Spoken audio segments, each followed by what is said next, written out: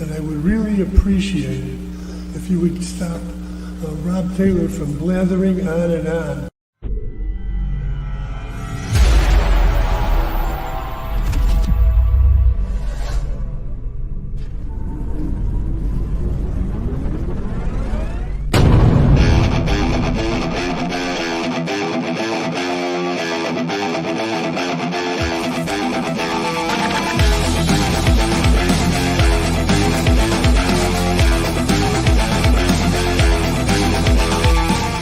Opinions expressed by talk show hosts, callers, or guests on the Rob Taylor Report do not necessarily represent the opinions of the hosting platform, subsidiaries, sponsors, or possibly anyone else on the planet or the known universe. From the tinfoil and lead-lined broadcast bunker on the beautiful southern coast of Oregon, it's the Rob Taylor Report. So strap yourself in. Your weekly political therapy session is about to begin. Ladies and gentlemen, here he is, the nearly famous Rob Taylor. Hey, Goose County, hello, Oregon. I hope you're all doing well. I'm having a wonderful day, and if you look outside there, it is incredible out there. We don't get a whole lot of sunny days, but when we do, I like to appreciate them. And I appreciate you too. I appreciate all of you who are joining me today. I've got a special guest. We're trying to get him connected up here. So I'm trying to get him the link again because, well, it didn't go through the first time. So I'm sending it to him again, and we'll see if he gets it. And until then, we'll talk about a few things. I've got him on the phone. I've known Trevor for a while, and so I've got his direct line, and so I'm talking to him right now. So this should be easy to get him on here. So as soon as we get all of this done, then we'll get him on as a guest, and it should be a pretty damn good show. We're not playing Where's 3H Tree Service today. Where's 3H Tree Service? They didn't get back to me, which is weird. I'm just having one of those days. They didn't get back to me. I didn't see anywhere on Facebook where they actually launched a new round of Where's 3H Tree Service.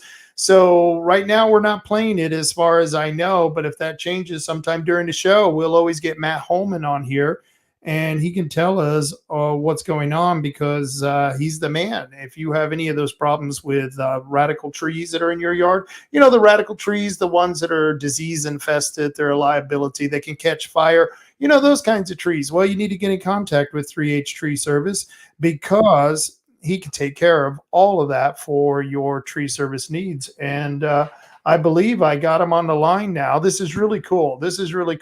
I have someone that I'm going to bring onto the show who is one of the foremost experts on the infiltration of our government by the communists and the communist sympathizers, I guess is what you would say. I'll let him define that. But the reason I was turned on to this gentleman was because he did a movie several years ago called The Enemies Within. It was also a book, and it was incredible. If you have not seen The Enemies Within, I highly recommend that you go get yourself a copy, and you can get a signed copy from his website. And his website, of course, is trevorloudon.com. And joining me right now is Trevor Loudon. Trevor, how you doing, man? I'm doing great. Thanks, Rob. Well, you sound good. This is a good thing to do. And I've been seeing you everywhere. What's up? Yeah, well, there's a lot of interest in Kamala Harris right now. I did a video on her about 3 years ago for Epoch Times, and we got 200,000 views. We re-released it 3 weeks ago. It's had well over 5 million. Oh, wow. Between the various platforms, 1.2 million on mine and millions on others. So there is a lot of interest. A lot of people say Kamala, the communist. And it's a little bit of a joke, but no, it's dead serious. She is a communist to the core, an absolute hardcore Maoist communist. She, and she made her fame through dubious means, and maybe you know more about that and can talk to it. she used to be Willie Brown's girlfriend. I think she was also Montel Williams' girlfriend. And so she was one of these party girls who kind of worked her way up the political ladder. And it's people, they hear her laugh. That's what you see, the people playing videos of her laughing like a nut. And people don't take her seriously. And I've been telling everyone, you need to take this woman seriously. You just ask many of the people that she locked in jail for crimes that were very low level, that right now you could do pretty much anything in her district and get away with it. But when she was DA, she was letting off murderers while locking up low level criminals. So you want to speak to that? Yeah, well, she's people do get a bit upset about that. Look, she's very much an anti-police activist. Yes, she might have gone after certain people for political expediency, but she also let out some pretty heinous criminals as well. Yeah. She is intimately involved with the Black Lives Matter movement, the defund the police movement. Her protege, Latifah Simon, who's now running for Congress down in the Bay Area, a full-on Marxist who used to hang around with standing together to organize a revolutionary movement or storm that Van Jones, who's now on CNN, used to be part of. So she is very in support of Black Lives Matter, defund the police, and this idea that she was a prosecutor who, put people away for nothing. Yes, she probably did that for political reasons to shore up her support as a tough prosecutor, but she let some pretty heinous people out. And that's her philosophy. She is as bad as Larry Krasner. She's as bad as George, what's his name down in Los Angeles. She will destroy the justice system in this country if she becomes president. Are you talking about the DA down in Los Angeles? Yeah, the DA. What's his name? It's just George. It's just escaped me right now. Yeah, I sure did. It's just how funny how that happens. But we're just going on about Willie Brown, though. She had an affair with Willie Brown. He was 60, she was 29. This is the scandal. But the real scandal is the fact that Willie Brown was, for many years before he met Kamala and many years after, a big-time supporter of the Communist Party USA. Yes. So, he was elected by the Communist Party out of Oakland. He went to their events. He sponsored their events. He pushed their causes for decades. He was still sponsoring their events in the Bay Area 6 or 7 years after his relationship with Kamala. And then he became Communist China. He and Dianne Feinstein became Communist China's best friends in the Bay Area.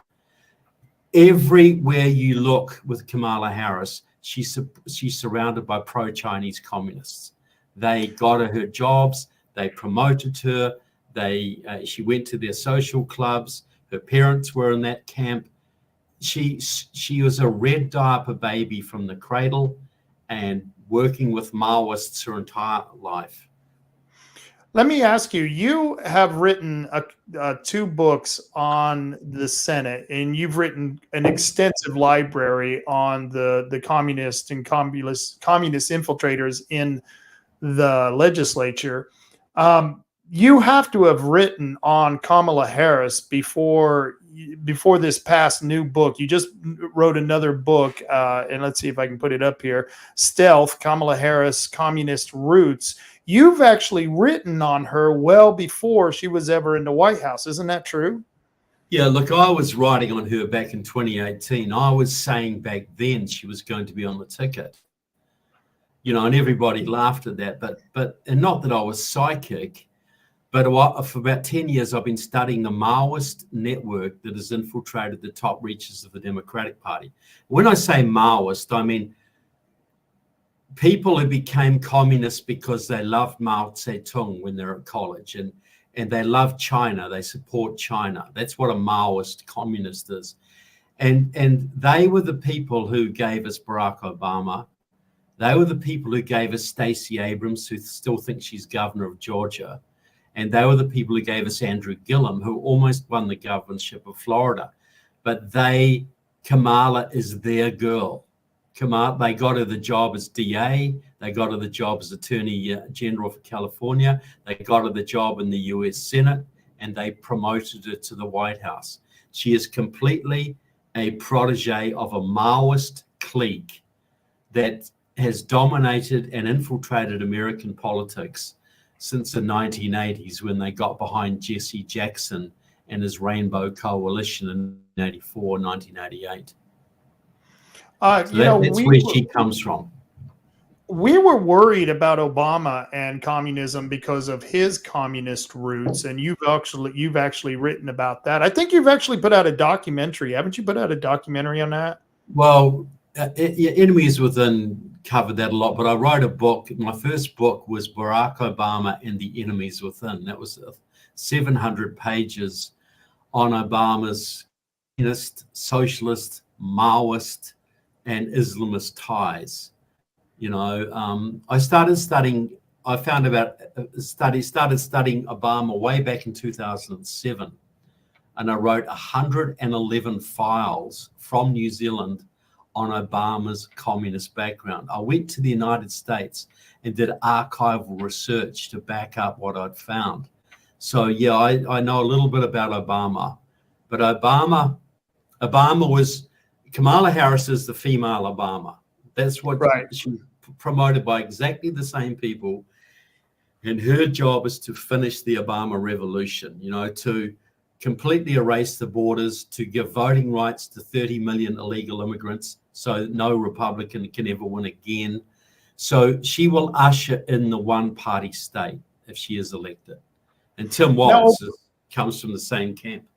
Oh, yeah. And we'll get to him in a second because, boy, there is a whole lot of skeletons in that closet. But Obama was the one who kind of paved the way so that we could get even more radical people inside the legislature, not only during his presidency, but after his presidency. And I forget the wing, the four women who are Tlaib, AOC, and I forget the other two. Yes, the squad. Tlaib, the squad. Omar, he paved the way for them. But in my books, I write there's about 100 people in the Congress who are as radical as the squad, but they're just more obvious about it. And that includes Andrea Salinas in Oregon, and Earl Blumenauer, though he is just bowing out now. And Peter DeFazio wasn't far off that either. But right. But in in those days, these people were communists. But Obama made it more acceptable, made it, so you could actually act like that now. Now, Nancy Pelosi's as bad as AOC, but she has more responsibilities, and she has to create a more moderate image. AOC and Illinois are useful because they make the other hardcore communists in the Democratic Party look like moderates. Yeah, you got to get a crazy in the room so you look like the sane person who's trying to drive the same agenda. And that's the old school Democrat leftist, and the new school Democrat leftist. They're out in the open, they're out in your face, and it wasn't nearly as bad under Obama. But since Obama, since 2016, since 2020, the Black Lives Matter riots and George Floyd and all that stuff, it has now become fashionable and usually this is 30 and under, even though there's a lot of people my age and older and younger who are communists, but for the 30 and under crowd, it's now become vogue. That's the in thing. You got to be a commie or you're not cool. And he's part of the reason, Obama and his Black Lives Matter, that's happened, and the radicals that are in the Senate and the House. Well, exactly. And how many people who vaguely support Black Lives Matter realize it's a Chinese Communist Party operation, run by absolute bona fide pro-Chinese communists to create havoc in this country. But, Obama, he opened the door to the radicals, and he appointed tons of them into the Justice Department. So when Black Lives Matter was rioting, that was just peaceful protests. So nobody got prosecuted. You got prosecuted if you set fire to a police car, but not for leading or organizing the riots. But if you were a bit silly and you took a selfie inside the Capitol building on January the 6th, you were one of the worst people who ever existed in America. And they would track you down, and they would track you down by the clothing patterns you wore or the rucksack you had, and they'd go through social media till they found you. I could have given the FBI a list of the top 50 leaders of Black Lives Matter, all Maoist communists. And I could have given them that list, and they could have gone and interviewed them and put them under surveillance and maybe arrested them, and it could have shut the whole thing down. But that wasn't done because Eric Holder and his friends were running the Justice Department for so long, and they've turned the Justice Department woke. And the FBI is pretty darn woke too. And wokeism is just, it comes from consciousness raising, which was what the Maoists did in China. You brainwash people by raising their consciousness of issues of racial oppression or gay oppression or your white privilege. And so you've got, these poor Justice Department guys and FBI guys who are just getting brainwashed as well. They're not going to go after Black Lives Matter, who they sympathize with. They're going to go after Trump supporters and conservatives and Christian nationalists, which basically means somebody who is a Christian and believes in borders and the Constitution and keeping America safe. That's a Christian nationalist now. And I am surprised. I don't know if you knew this, but there's a gentleman. His name is Rod Taylor, as in Rodney, not Robert Rob Taylor like me. His name is Rod Taylor. He's also from Bandon, but he's our county commissioner here in Coos County. And we've got a mostly Republican conservative county, even though most people judge Oregon by Portland. Out in the rural areas, we're still pretty red. We've been out here. I've been here. There's so many conservatives in Oregon. Look, if they just bulldoze Portland into the Columbia River. We would like to vote them out. I think we should get together with the other 35 counties out of the 36 and see if we can vote Multnomah County out of the state. Let them form their own country. The Republic of Multnomah. The Republic of Multnomah. I love it. Yes. But I am surprised that they haven't come down here to Coos County and arrested our county commissioner, because it seems like that would be that would be a big fish for them to catch, because he was at the Capitol on January 6th. He actually went inside, but only to return a painting that someone else was stealing. He returned that and came back outside. But he was there, and people have demanded that the sheriff arrest him. And I'm really surprised that the FBI hasn't come out here to arrest him. They still might. That's the scary thing, Trevor. Well, the fact that he did what he did is going to work tremendously in his favor. You can't make a case that he was an insurrectionist if he was trying to return stolen property. But if he didn't have that in his hand, or if it was something small that couldn't be identified by film, he would be at a lot more risk for sure. But the whole point is, Obama weaponized and turned the Justice Department, the FBI, and other agencies to the far left. And so they are all about, we got Black Lives Matter rioters. We've got maybe 40,000 Chinese nationals of military age storming across our border. But the big danger is patriots. The big threat to American democracy is patriots. They don't shut down any of that stuff. So which just shows you where the justice system has been taken. And thank God for conservative counties. Thank God for good sheriffs. Thank God for people who will stand up at least locally, because if we didn't have those, the whole country would be lost. you and I, we knew this was coming. We knew that just the way that it was playing out, going back 30 years, and just the way they were infiltrating government, the way they were infiltrating churches, the way they were infiltrating all these other institutions, the school, academia. And we saw this coming for a long time. And of course, Trevor, they were calling us nuts for believing that there are communists who want to take over, our country. McCarthy was right. They've proven that McCarthy was absolutely right when he said there are communists inside America's halls. And now it's almost, I'm worried that it's too late, because they have taken over and indoctrinated so many of the younger generation. And as you said, it's just building up this army where they're creating this weird perspective where you have, the bourgeoisie, which is the middle class America, versus the proletariat, which really aren't the workers, because many people aren't working in this country. They're living off of the government's dole. But they're creating these two different classes and trying to make sure that at some point we are going to have that type of revolution. And I'm not sure sometimes, this is what keeps me up at night, is if there really is a political solution left.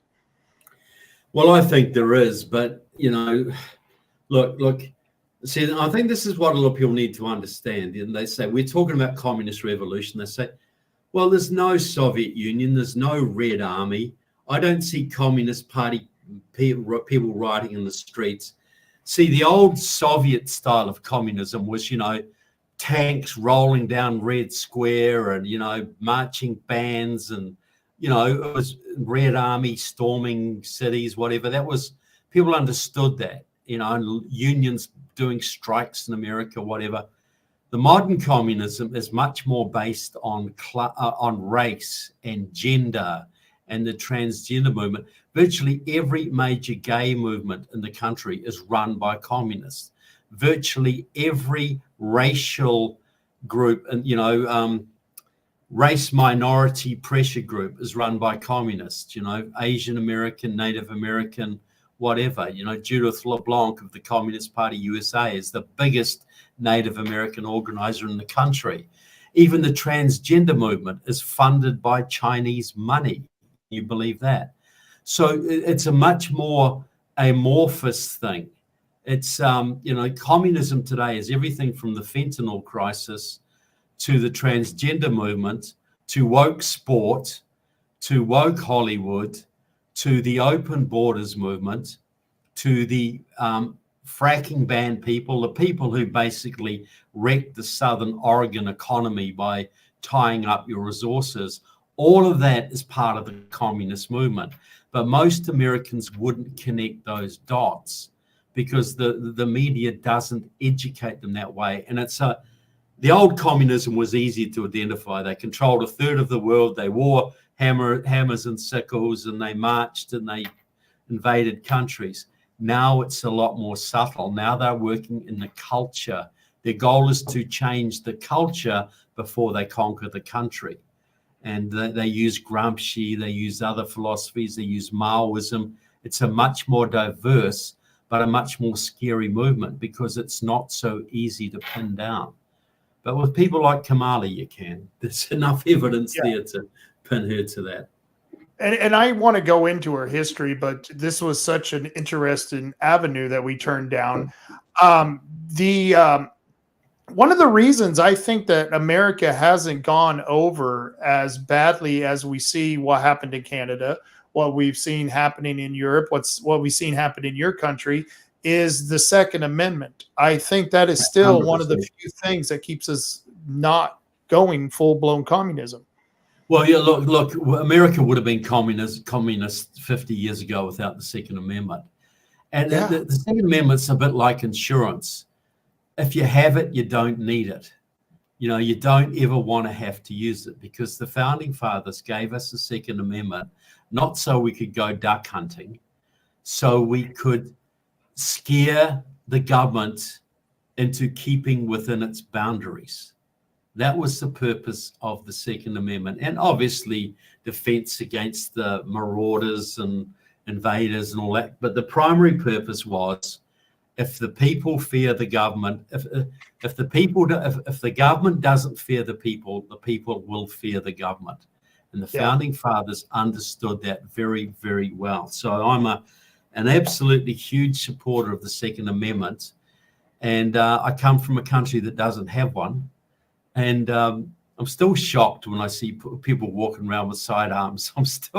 Been here for 14 years. I'm still shocked because, when I was a kid, my dad, we used to work in a bank, and he'd take me into the vaults sometimes and show me the revolver. And that was, banks were allowed to have them. That was it. No private citizen. And they even got rid of that. But I could actually hold this revolver, this real 6-shooter, like I saw on TV in my hands. But it was such a rarity. It was such a notable thing to even see one.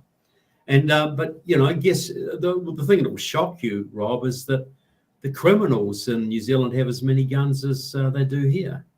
Yeah. But the private people don't. Private people don't, and they can't protect themselves from the criminal. And that, once again, is part of the reason. So they have to be dependent on a police force that's basically answering to the government. And George Gaston was the person I was thinking of in Los Angeles, who is letting every criminal he can out of jail. What are they doing in Portland? They don't prosecute crimes. You can riot, you can burn things down, you won't get prosecuted, because this is part of the revolutionary process. You infiltrate the judiciary, you get left-wing judges who won't enforce the law. It brings the country into chaos. Chaos is the first step towards revolution. This is a deliberate process, and Kamala Harris is fully on board with that. I'm friends with Joey Gibson from Patriot Prayer, and he's the only one, I think, who's ever actually been charged with causing a riot in Portland. And of course, they were calling him a white supremacist, and we're like, you're prosecuting an Asian who just showed up at a bar, got attacked, and now you're calling him a white supremacist. He's Asian. You know what I mean? The absurdity. You don't know how you can lose it. Well, look, if you're a black guy and you support Trump or you support the Republicans, you're an Uncle Tom. You're not really a black person. Joe Biden said as much. If you don't support the Democrats, you're not really black. So your race isn't really your skin color. It is your political orientation. If you're a certain race, you have to vote a certain way according to the Democrats. Otherwise, you're not really what you claim to be. And, that's, you wrote the book, The Enemies Within the Church. And one of the things that I have been witnessing for the last couple of years, because I've been working with a lot of the Christians, is that some of the black Christians that I know, I've been checking out, they play their videos from their church they screen it live on their website. Technology is wonderful.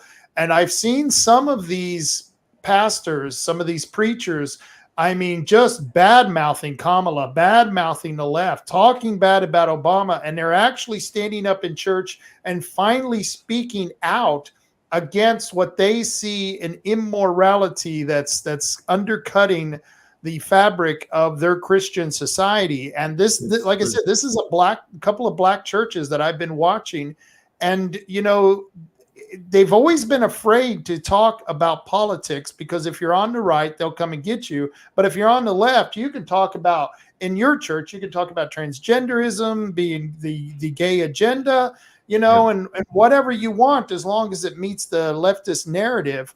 But it's good to see the right is finally speaking out.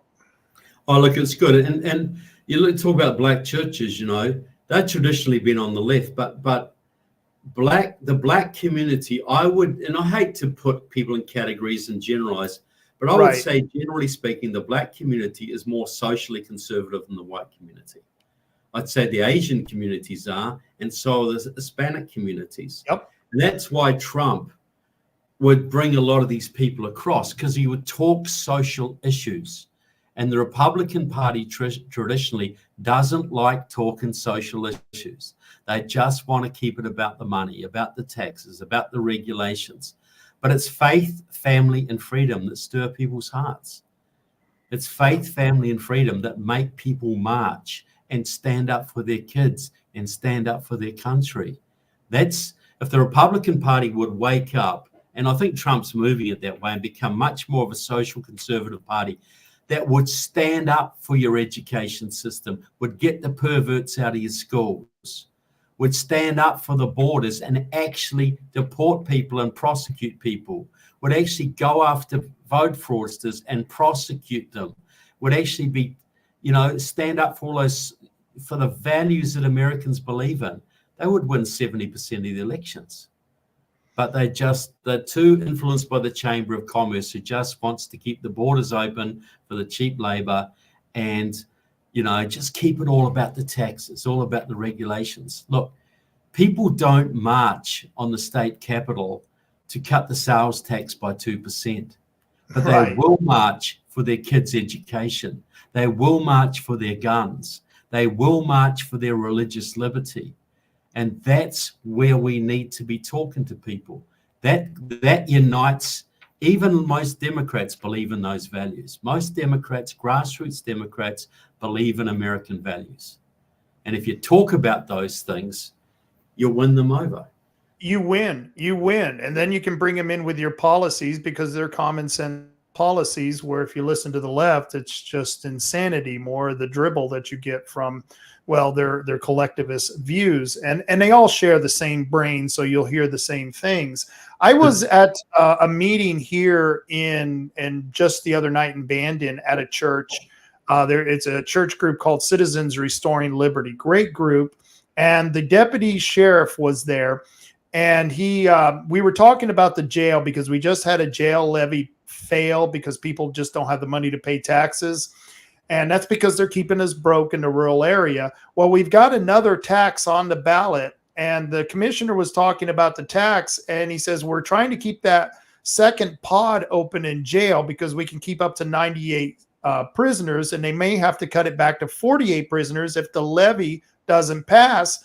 And the deputy sheriff says, well, it doesn't matter. There was only 29 people being held anyway, and we can't hold the other people. And I said, well, why don't you explain why you can't hold the other people? And he says, well, because of House Bill 48 is the no cash bail system that they've created here. So there are people who've committed assaults, who have committed serious crimes, who can no longer be held until their trial, even if the judges think they're dangerous, because the law now says certain crimes, if they don't have to be held on any bail whatsoever. And then on top of it, they had the Ninth Circuit Supreme Court, or Ninth Circuit District, pass that case where if you don't have a defender within, I think it was 11 days, you have to let these people go. And he said between those two things, they can't keep people in jail here in Coos County. That should scare the crap out of people here.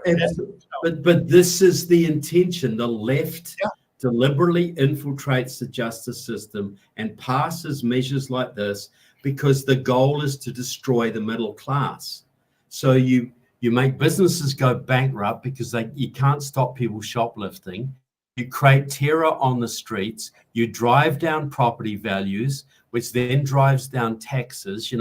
Neighborhoods get worse and worse. Your property value goes down. You can't pay as much property tax, so the city gets broker. And it's Detroit. They want to turn America into Detroit. Yeah. And so this is how you do it, by not enforcing laws.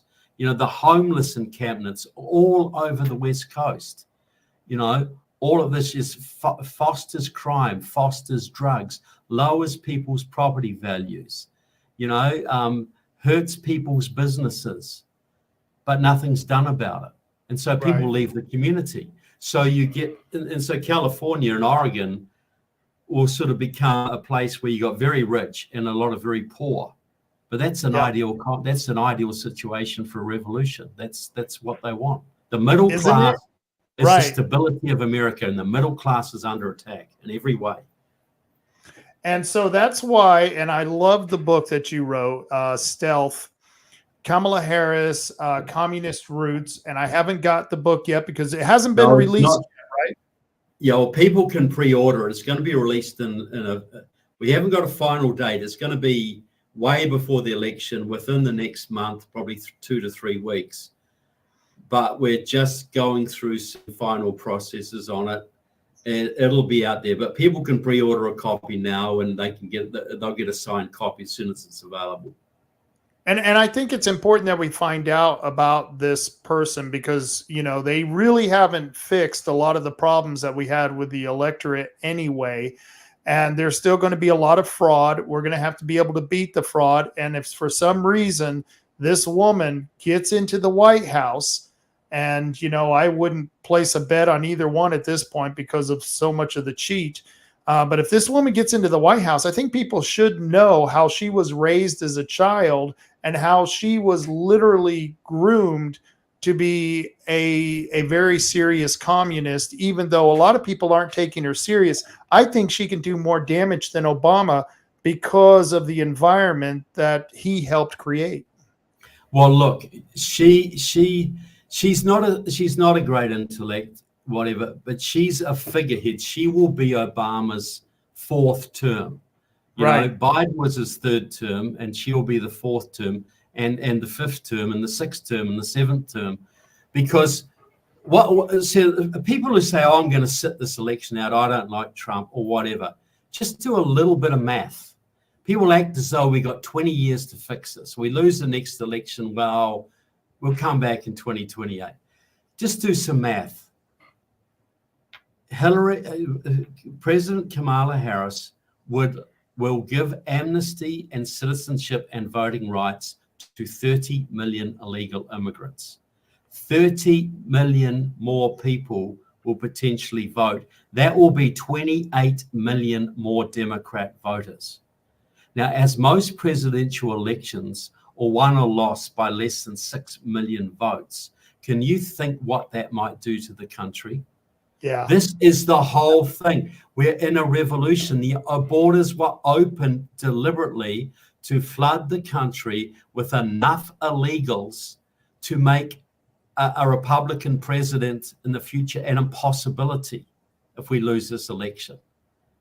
The whole Republican Party will be destroyed. We'll have a one-party state, and they will come after their enemies as much as Fidel Castro come after his. That is what we're facing. We're facing the final revolution in America if we elect this woman. And I am arguing with people who, well, he's not conservative enough. He's not libertarian enough. He made some mistakes during his first term. And I keep telling them that doesn't matter. That doesn't matter right now because Trump is moving in the right direction. And this woman is going to take us so far to the left that what you see now, you'll be wishing for just a year after being under this lady's terms. You'll be looking back to the glory days of Joe Biden. You'll be, wow, I wish it was so good under Joe Biden compared to what we got now. Look, see, this is the thing. People don't understand this. They don't understand how perilous our situation is to even think like that. See, in America, you got 2 votes. You get the primary vote. That's where you choose who you want. And if you didn't get who you want, that's on you. That's your fault because you didn't get enough people fired up to do it, So we've got so the second vote is the vote you get to vote against communism. Because whether you like Trump, whether you love Trump, whether you're mediocre on him, whether you don't like him, if you love America, you got to understand you don't vote a tyrant into power. You do. Trump's got his faults, but he loves America. He is a patriot. He might make mistakes, yes, but he's done a lot of good, and there's no doubt he has courage. There is no doubt he loves the country. That's beyond question. I would take a flawed patriot over a complete traitor any day. Any day. It's funny you say that. Kids, we should be all making that choice. Right. We should be making that choice. And I guarantee you, if we could transport back to just before the revolution, every single one of the founding fathers had faults and foibles that could be pointed out very easily. Yeah. And are you going to vote against the Jefferson? Are you going to, God forbid, you're going to vote against the George Washington? I think he was the greatest president ever just because he was our greatest action hero who became the most stately statesman to ever grace the White House. Yeah. What if George Washington had been doing bad tweets? Would you have, you know? But look, this is it. If people realized the urgency and the danger, they would vote for Mitt Romney as a better alternative. But I believe Trump is a positive alternative. There's a lot of things he's done I disagree with, but I think he will close the borders. I think he will deport a lot of the illegal aliens. I think he will abolish the Department of Education. I think he will help to get the economy stabilized. I think he'll do a lot of great stuff. But my message here is, whether I'm right or wrong in all of that, I am absolutely can stand by my record. 15 years talking about this stuff, writing about this stuff, touring. This woman is absolutely dangerous. It's not so much her, it's the people who put her in power. She will basically empower China even more. She will not stand up to her enemies. She will, basically the world will be in chaos after a year or two of her in office. She will absolutely destroy the energy industry, what's left of it. She will basically allow the environmentalists to completely take over everything. Your kids will be indoctrinated in schools. You'll be full-term abortion over the whole country. She'll pack the Supreme Court full of leftists so we can never overturn it. All of these things, I read their stuff. I read the communist stuff. If you want to know what Kamala Harris is going to do tomorrow, read the Communist Party press today, because that's what she's going to be doing tomorrow. She is completely a vehicle for pro-Chinese communists. And if you think it's a great idea to have a pro-Chinese communist, even more open than Joe Biden, with a pro-Chinese communist VP, and a whole bunch of people in her cabinet think just the same way she does. If you think America can survive that, given our current perilous state, you're a lot more optimistic than me. She had an interesting childhood, and she was literally raised a communist by her parents. And so, you know, you look at her, how she climbed the ladder, the societal ladder, the political ladder, and it was through nefarious means. You know, she used the tender trap to catch, you know, the right guy to put her in power, and kind of continue to do that with Obama and did that with Biden. But tell us about her childhood and where she started, and yeah, what was she looking like? Well, she grew up in Berkeley. Her mother, Shyamala Gopalan, was a Marxist from India. Parents were very radical, but she was involved with Marxists here. Her father, Don Harris, was an economist from Jamaica, but they met. But both of them were members of a group called the Afro-American Association, which was the group that the Black Panthers came out of.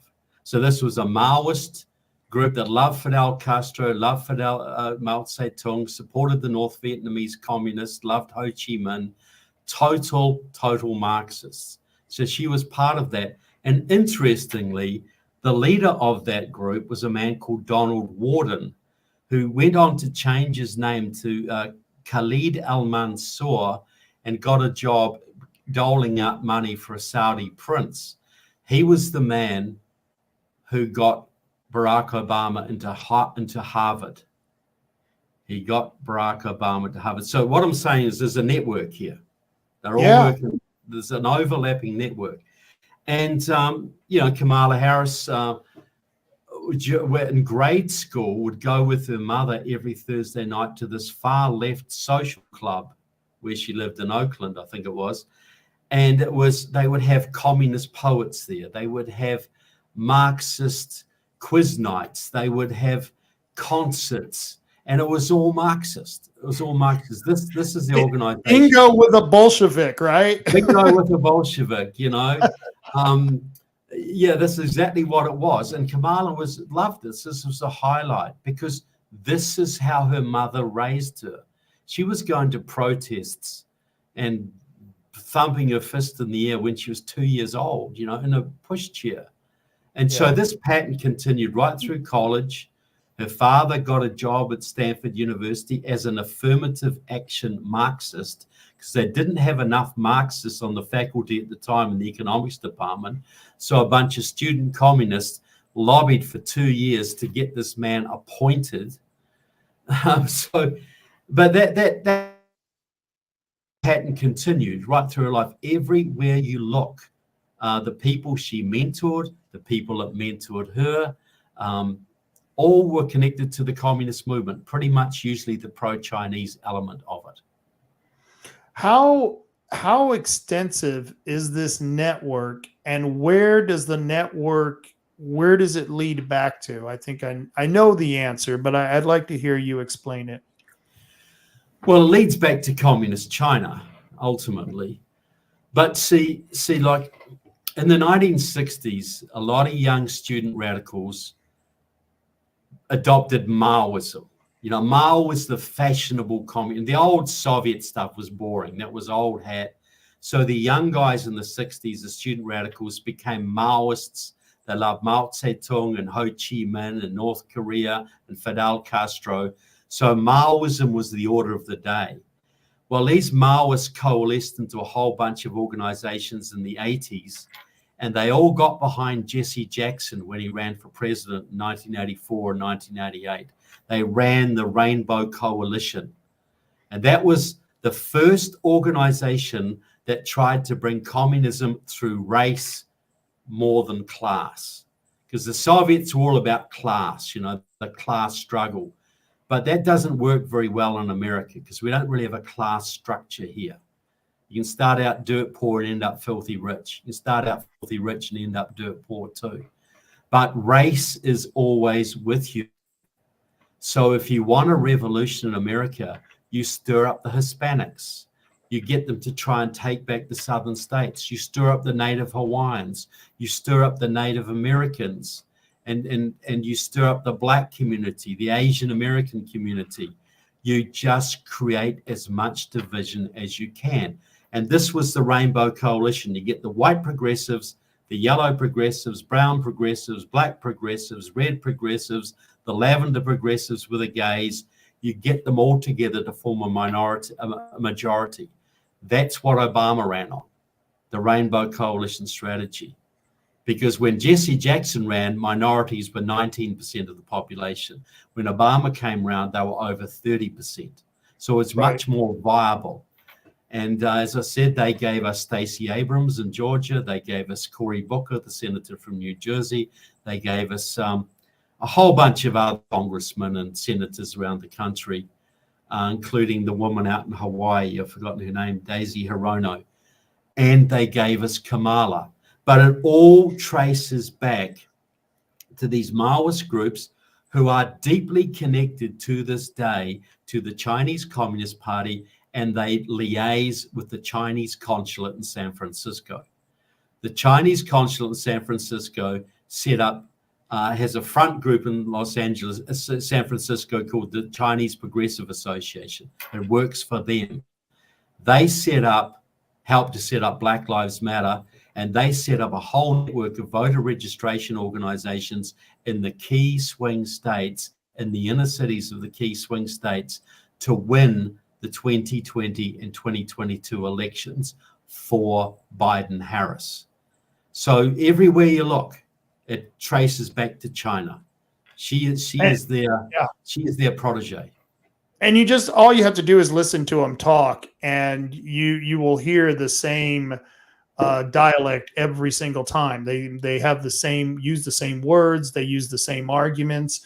And in fact, you were talking about the Rainbow Coalition. There was a group that came out here during 2020, And the leader of the group, she was from Medford, Oregon, came out here to the coast, and she was working with several people here who were trying to recruit young white people into their Marxist organization to fight for the black nationalists. Literally here in Coos County. And we were like, we couldn't believe this was going on and how many kids that they had. Come to find out, they had a group here. They had an organization called The Drop, where vulnerable teenagers, kids who were already having problems, drug problems, problems with their sexual identity, kids who were minorities, and they were already meeting at this club. And the radicals were in charge of this club, which is being funded by our healthcare system, Obamacare. Well, this is just absolutely typical. This is how it works. And people don't know it, but you say that, and we hear it. Yeah, and this is going on in communities all over the country. But if you listen to Harris, the other day she said, from each according to his abilities, to each according to his needs. Straight quote from Marx, you know. Yeah. But she also talks about the joy. This is a campaign of joy. Well, that sounds nice, but Mao Zedong's works brought joy to the people. This is a Maoist slogan. She would have learned that as a little girl.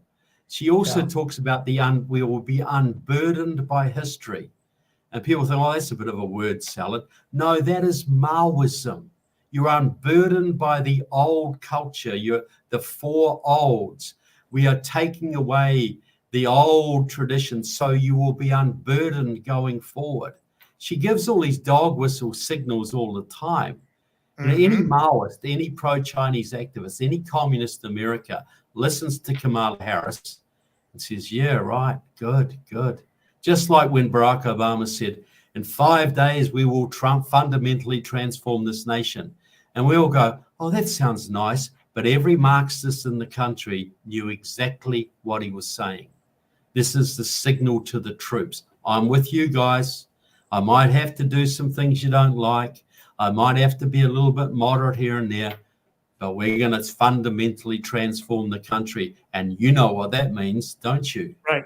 Oh, yeah. Yeah, well, yeah, that's not even hard to understand. And this meme that I'm showing now, I thought that was completely applied to what is planned for our country. This is what's being planned for our nation. And if we go forward with the party, because you have to call it a party. She's, like you said, she's not a brilliant person at all. In fact, she's got a few screws loose. You just listen to the lady, listen to her talk, and you know that she's not the most sharpest tool in the tool shed, but she is being run by some very well-educated, very well thought out people who know what the plan is, and they're going to continue with the plan. And I believe it's part of the Agenda 2030 that the UN has been pushing on us for a long time. And part of that reason that we're really worried about this on the coast is we're fighting against, you're going to love this, they've got planned 260 windmills off our coast that we are going to be financially responsible for because they have indemnified all of the businesses from any liability, and they're trying to force that on the coast right now. Yeah, like I've read a little bit about that, and I see your Break the Wind campaign, which is quite clever. But, you know, but this is it, you know.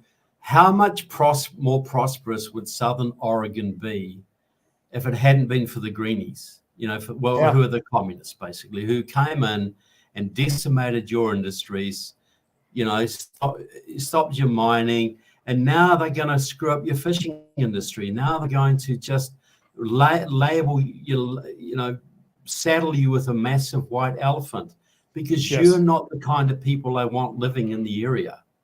You know, you want to work, you want to produce, you want to raise your families, you want to build strong communities. They don't want that. They want poverty. They want dependency. They want to wreck your lives. And if anybody think that's an exaggeration, I've been to Southern Oregon. You know what environmental policies have done to your communities. You know why so many of your young kids have to move out of the area. You know, I'm not telling you anything you don't know. What you don't know is this was deliberate Marxist policy. Yes. Well, you probably know that, but a lot of people think, well, how could they be so stupid? How could our government do such dumb things? This is, you know, Occam's razor. If a government does things to you repeatedly that wreck your life, the simplest explanation is they probably meant to do it. You know, that's Yeah. you know, because if it was all accidental, wouldn't they make a mistake in your favor once in a while? Once in a while, but Once in a while, they're you'd think. suffering. They're suffering from a horrible disease called altruism. And so many people believe that altruism starts and ends with government. And they have been raised on this crap It ends because with government. It ends with government. yeah, it certainly does. But they don't understand they're paying for it. They're paying for all this altruism and they think they're getting it for free. And it's going to destroy, it's going to do to us what it did to Appalachia. It's already done to us. I mean, you know, you come out here, Trevor, to parts of Coos County, and we've got the homeless camped on the streets just exactly like they do in Portland. I mean, we are becoming a mirror image of Portland, and we're doing everything we can to fight against it. And it feels like a losing battle. But what we, you know, one of the reasons I do this, Trevor, is I'm hoping people in Texas or Kansas or Wyoming or wherever they're at, where it's still sane, because I visited those places and it's still sane there.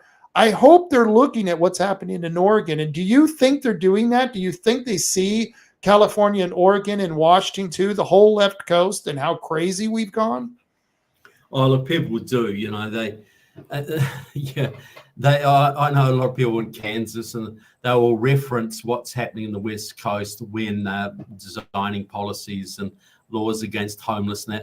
We don't have much of a homeless problem in Florida because they get arrested here for doing that kind of stuff, you know. Right. So, but you know, like, wouldn't we all like to see Oregon prosper? Wouldn't we all like to see Oregon take things back? Because as you say, if it wasn't for the radical leftists in Portland, Oregon would be a paradise.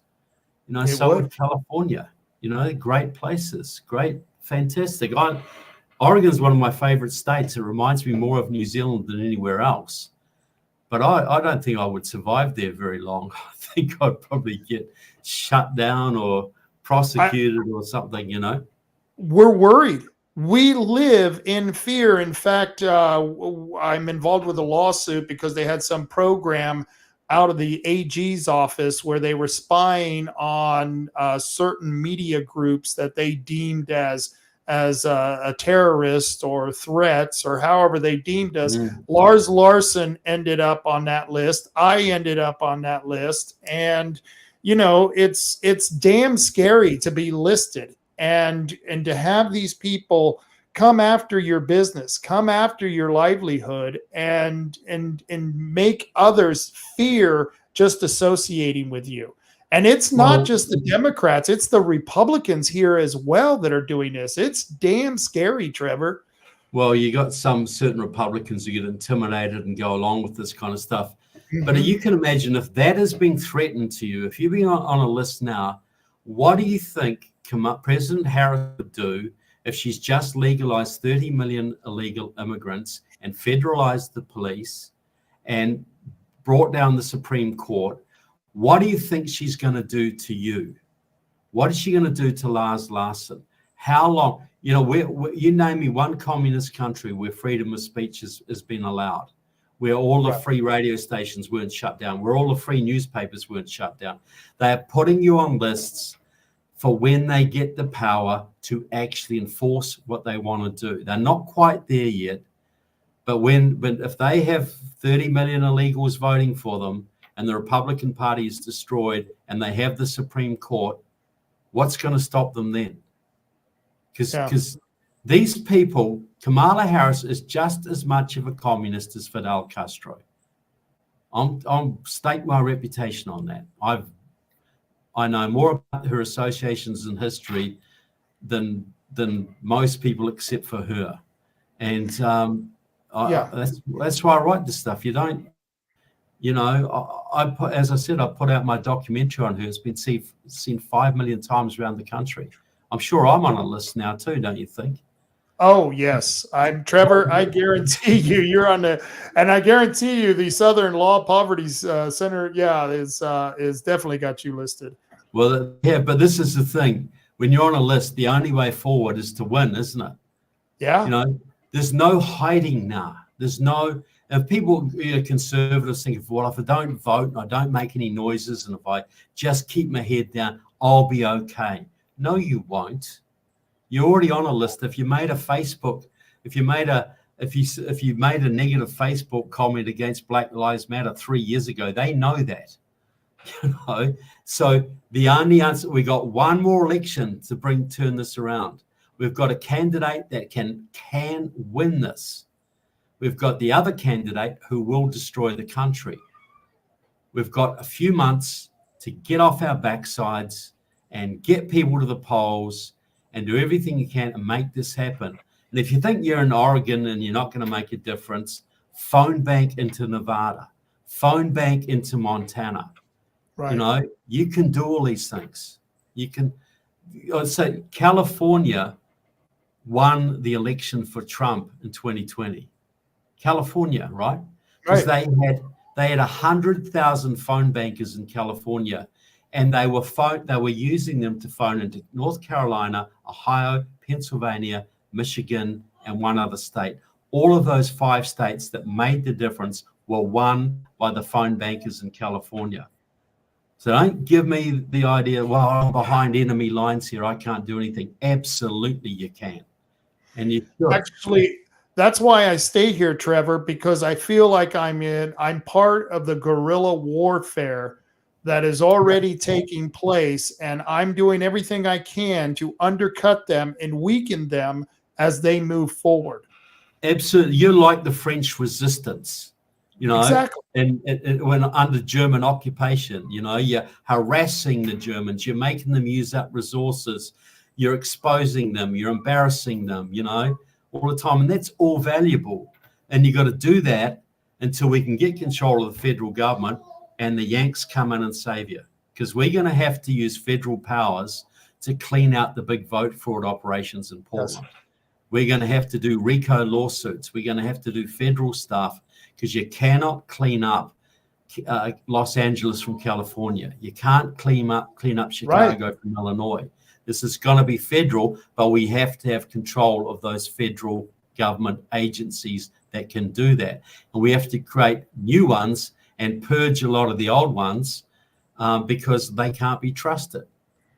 I'm not talking about growing the government. I'm talking about eliminating 2/3 of it and bringing in a couple of new agencies that are clean, that can go after crimes across the nation.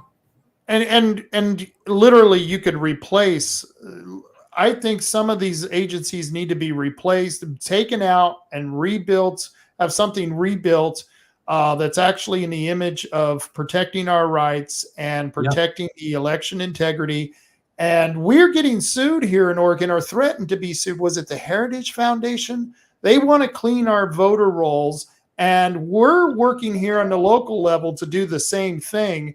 But what do you think of that? That's just absolutely, fabulous that finally someone stood up and said, Oregon, we're going to sue you if you don't do the right thing, even though I'm not sure what's going to happen with that.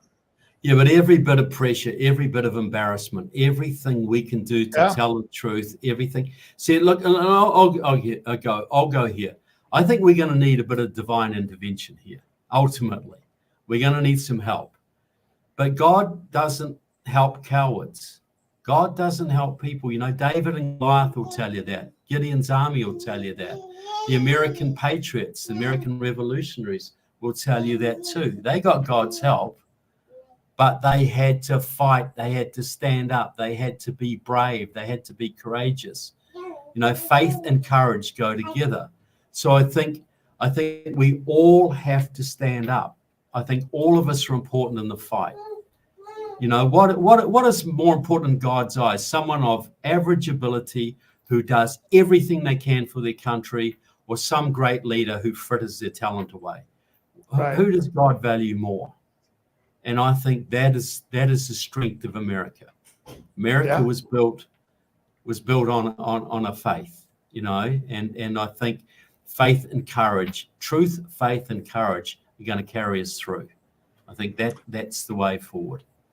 And I do believe that those values, those morals, those ethics is what's going to carry us through, is because that's what this country was founded on, Judeo-Christian values. And I think eventually people are going to come to their sense because they've listened to the nonsense on the left. And there is nothing more wonderful, Trevor, than to talk to somebody who says, I'm done with the Democrat Party. I can't believe what they become. I can't believe what they're asking me to do. And they have turned their complete 180 degrees. I've seen it.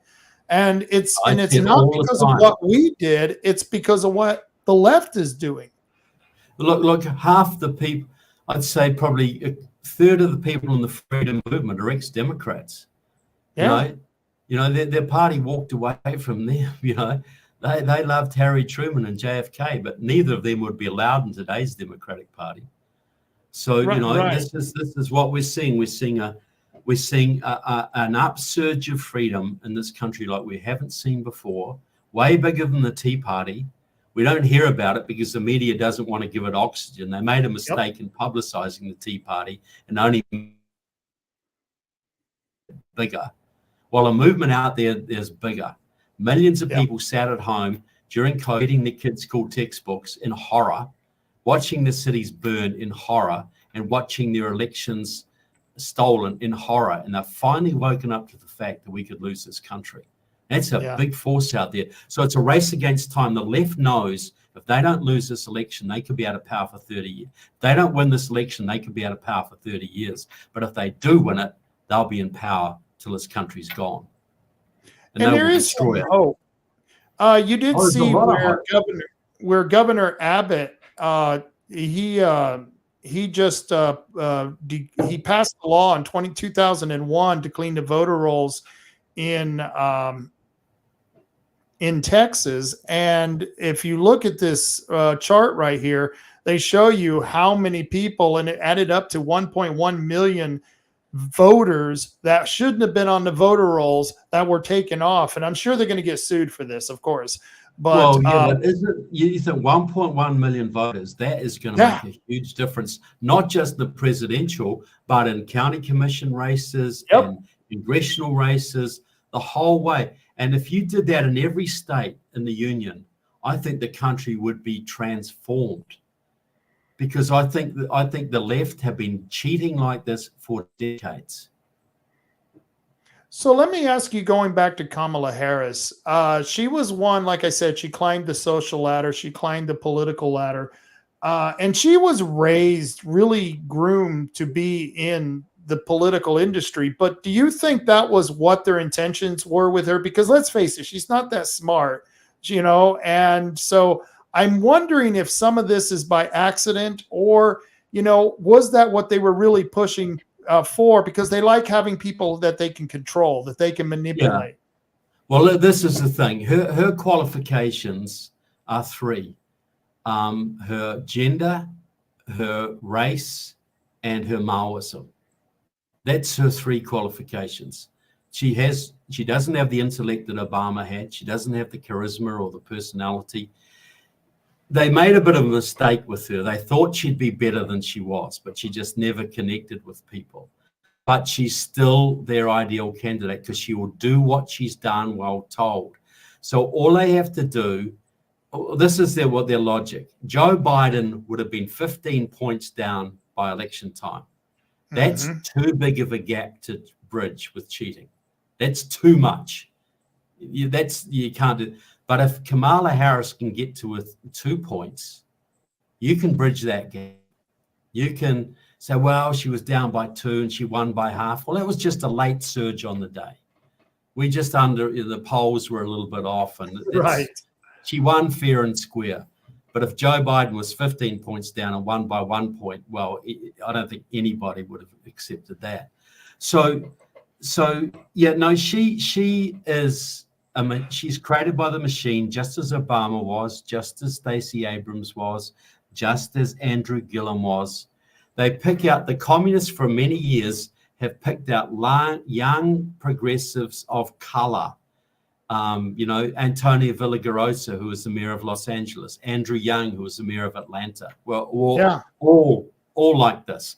They pick out these young leftists and they groom them and they bring them to the top because they know the minority vote in a lot of places is key. So they get these young minority candidates and groom them. They get the unions to support them. They give them jobs that aren't too taxing and give them lots of time for campaigning. They get volunteers for them. And you can make a candidate like that. Kamala Harris was made. She was manufactured. She had her gender, she had her race, and her Maoist background. That's all they needed. That's all they needed. And they're just going to put her out there and make people believe she's a cross between Taylor Swift and Oprah Winfrey. She's not going to say a thing. I'll be very surprised if she actually does debate Trump. They'll keep her mouth shut, and they just want to use their big PR machine to push her and get her as close to the line as they possibly can. That's really the sad point. All the young people that you just mentioned that went on to be part of the system, and this was intentional. I think you were right. They were completely groomed into this. And Willie Brown was another example, by the way. Willie Brown's a great example. I don't think people even realize how steeped in the Communist Party he was, the American Communist. I mean, just mind-boggling.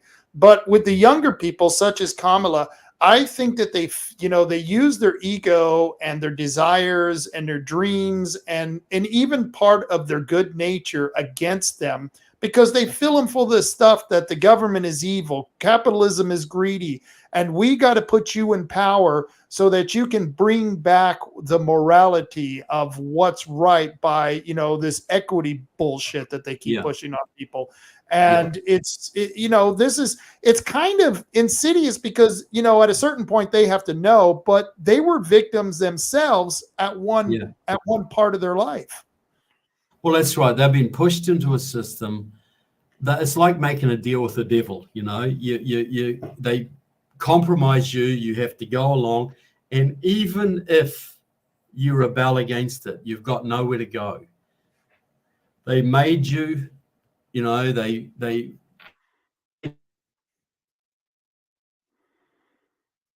to your ego, and as you say, your better nature, and they just push you into these positions. It's a very manipulative process, but this is a science.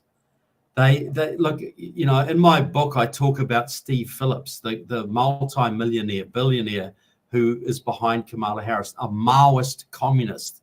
And he's written a New York Times bestseller, endorsed by Obama, endorsed by Nancy Pelosi. And he lays out all the math for running racial candidates, minority candidates. He lays it out. He graphs it out. He says, you do this, you do that. It's very scientific.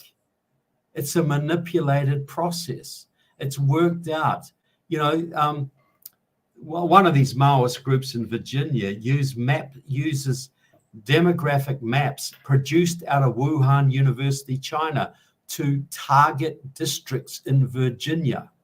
They're very, very scientific about this, and they understand the color dynamics, the racial dynamics, and they play on it relentlessly. And we don't see that because, we're taught to treat people as people. Right. No, if you're a Marxist, you treat people as groups and you fulfill your role. You are part of that group. Barack Obama, you're chosen to fulfill this role. Kamala Harris, you are chosen in the name of the workers and the oppressed peoples of color. This is your assigned role. And we will do everything for you, but you must stick to the script. This is how it works, as a very, very methodical and scientific. Lenin called this the science of revolution.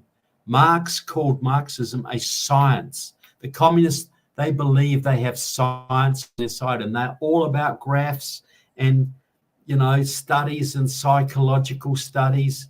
Well, I had a friend who trained in Moscow as a communist in the 80s from New Zealand. In that school, Lenin School, 3,500 students, they had 16 experts on New Zealand alone. 16, little New Zealand. They had sociologists, historians, psychologists. They knew the sporting culture. They knew the political culture. They knew the business culture. They knew New Zealand better than any New Zealander. So they could understand the New Zealand psychology, so they could promote their politicians within New Zealand by manipulating public opinion in their favor. You don't think they've got people like that on America? They've got the Institute for the Study of United States and Canada, one of the KGB's biggest operations. That's where they design the Obamas and the Kamala Harrises of the world, in those kinds of institutions.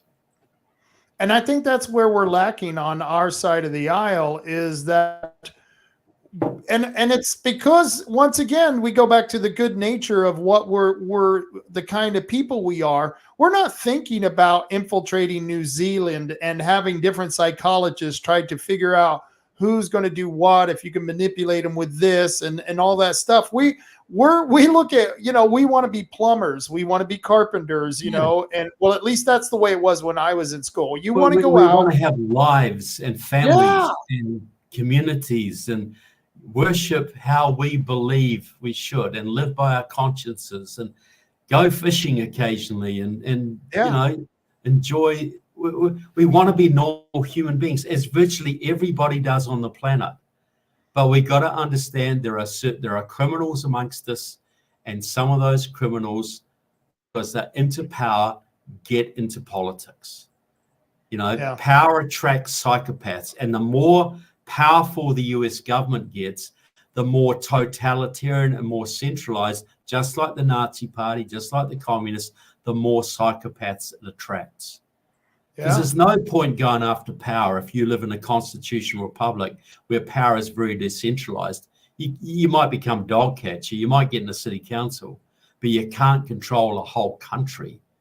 You can't control every child, every school in the country if you don't have a Department of Education. But if you have a Department of Education, you attract those socialist psychopaths who want to educate your kids better than you can do it yourself. And people don't believe me, because once again, they're raised on this idea that government is altruistic and has got your best interest in their hearts. And that's a bunch of BS. And I try to explain to them, yes, these are nice people.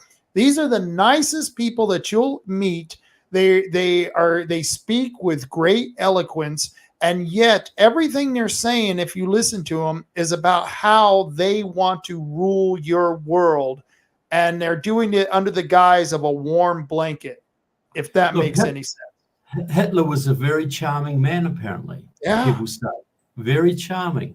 Psychopaths and sociopaths are often very charming, very nice. To me, you wouldn't know there was an evil streak in them sometimes. But big government, centers of power, attract twisted people. I had an interview with Tammy Bruce one time. She came to New Zealand and I helped to tour around. And she was a former radical, Marxist radical. Now she's a conservative. And I said, Tammy, why were your socialist friends the way they were? She said, every single one of them was a damaged person. They were either gay, they'd had a drug problem as a younger, they'd had a terrible family life, they were brutalized as children, they had a distant father, there was some traumatic thing in their life, and they were bitter and they were twisted and they wanted revenge. Every single one of them, she said. Have you ever met or heard of Michael Rechtenwald? He had ran for president. Yes, I've met him. Yes, I know. Yep. And so, he was a Marxist. He was steeped in Marxism and academia, and he was teaching that BS, and he was promoting it. And now he's gone far right libertarian, reads, von Mises and Hayek and all that stuff.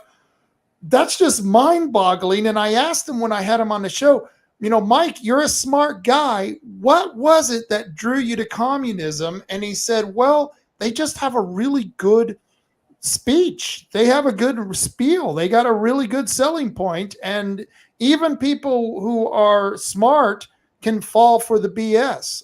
What did you think of him? And what did you think of someone coming out of that world to be so different? Oh, look, yeah, I'm very impressed with the guy. And he's a guy with integrity. We can all make mistakes. I was a socialist when I was a kid, that's what we were taught. And so I have a lot of friends who are former leftists who saw the light, and they often make the best anti-communists because they've been there, they've seen it. And I've been mentored by some of these people. So yeah, look, it happens. It's very interesting, isn't it? You'll see left-wingers turn into conservatives or libertarians, but you very seldom see libertarians or conservatives turn into communists. Go the other way. Doesn't go that way very often. Right. You almost never. As you get older, you see the truth better. You see your mistakes. You don't make more mistakes when you get older. You tend to be smarter when you get older. So it's a very telling thing. Why do when people get smarter, do they get more conservative or more patriotic? Because it makes sense. And experience teaches you hard lessons. I think you become more of an objectivist over time, and you start to realize that these things are true because they are true. It's a valid truth.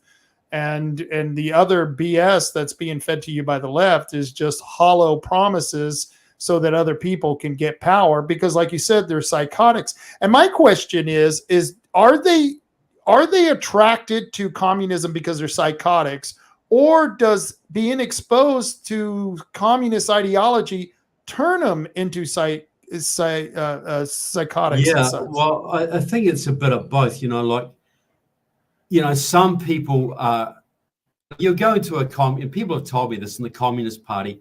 Most of the people in the communist movement were quite nice people who are a little bit naive, but some of them were psychos. Some of them were just bitter, twisted, vengeful people. So a few of them were that way. So they were attracted by the power. Others get compromised by the power. They tell themselves so many lies. They get so many lies. They get sucked in. Now, I'll have to tell you a story. Now, in New Zealand, we had the top labor union guy in the country, the head of the labor unions for New Zealand, the champion of the worker, Ken Douglas, also the head of the Socialist Unity Party, the pro-Soviet communists. But he was the workers' champion, right? Well, my friend who was in Moscow when he was studying Moscow, part of the thing, they'd take them to the factories and show them the great workers, right? And they went to the Moskvich car factory, and that's built by the Italians, turning out fake Fiats, right? And he said it was a wonderful factory. It was just state of the art. And in the Soviet Union, mechanization helps workers. It doesn't take their jobs, you see. Mm-hmm. But he was going around, they were told they weren't allowed to leave the party. They weren't even allowed to go to the bathroom. But he had to go. Call of nature. Had to go. So he snuck away from the tour group. He found what looked like a bathroom. He could sort of read Russian. And he walked in, opened the door. There's no cubicles in there. It was just a big concrete floor. This is a state-of-the-art factory, a concrete floor with pipes sticking up and a hose to wash down your business. And it was filthy and it stunk, right? This was the factory. So he's shocked. He wouldn't go in there. So he went back and he confronted the tour guide. And he said, Andre, or whatever his name is, I'm shocked. Dignity. You talk about the dignity of the workers. I've just seen your latrine. How can you treat workers this way? And he took him and said, is John? He said, John, look, you can't trust the worker. If we had cubicles in that room, workers would go in there for a cigarette while they're supposed to be working. They might go and read the paper while they're supposed to be working. They might even commit a homosexual act while they're supposed to be working. So my friend went back to New Zealand and confronted his Communist Party boss, Ken Douglas, the leader of the workers, about what he'd seen. And Ken Douglas said, John, you don't understand, do you? You've been in the communist movement a few years ago. You don't get what we're doing. And he says, no, what are you talking about, John? What are you talking about? He said, if we ever get power in New Zealand, those workers, we're going to treat the bastards exactly the same way. Oh, wow. He didn't even sugarcoat it, huh? No, not at all. Oh, wow.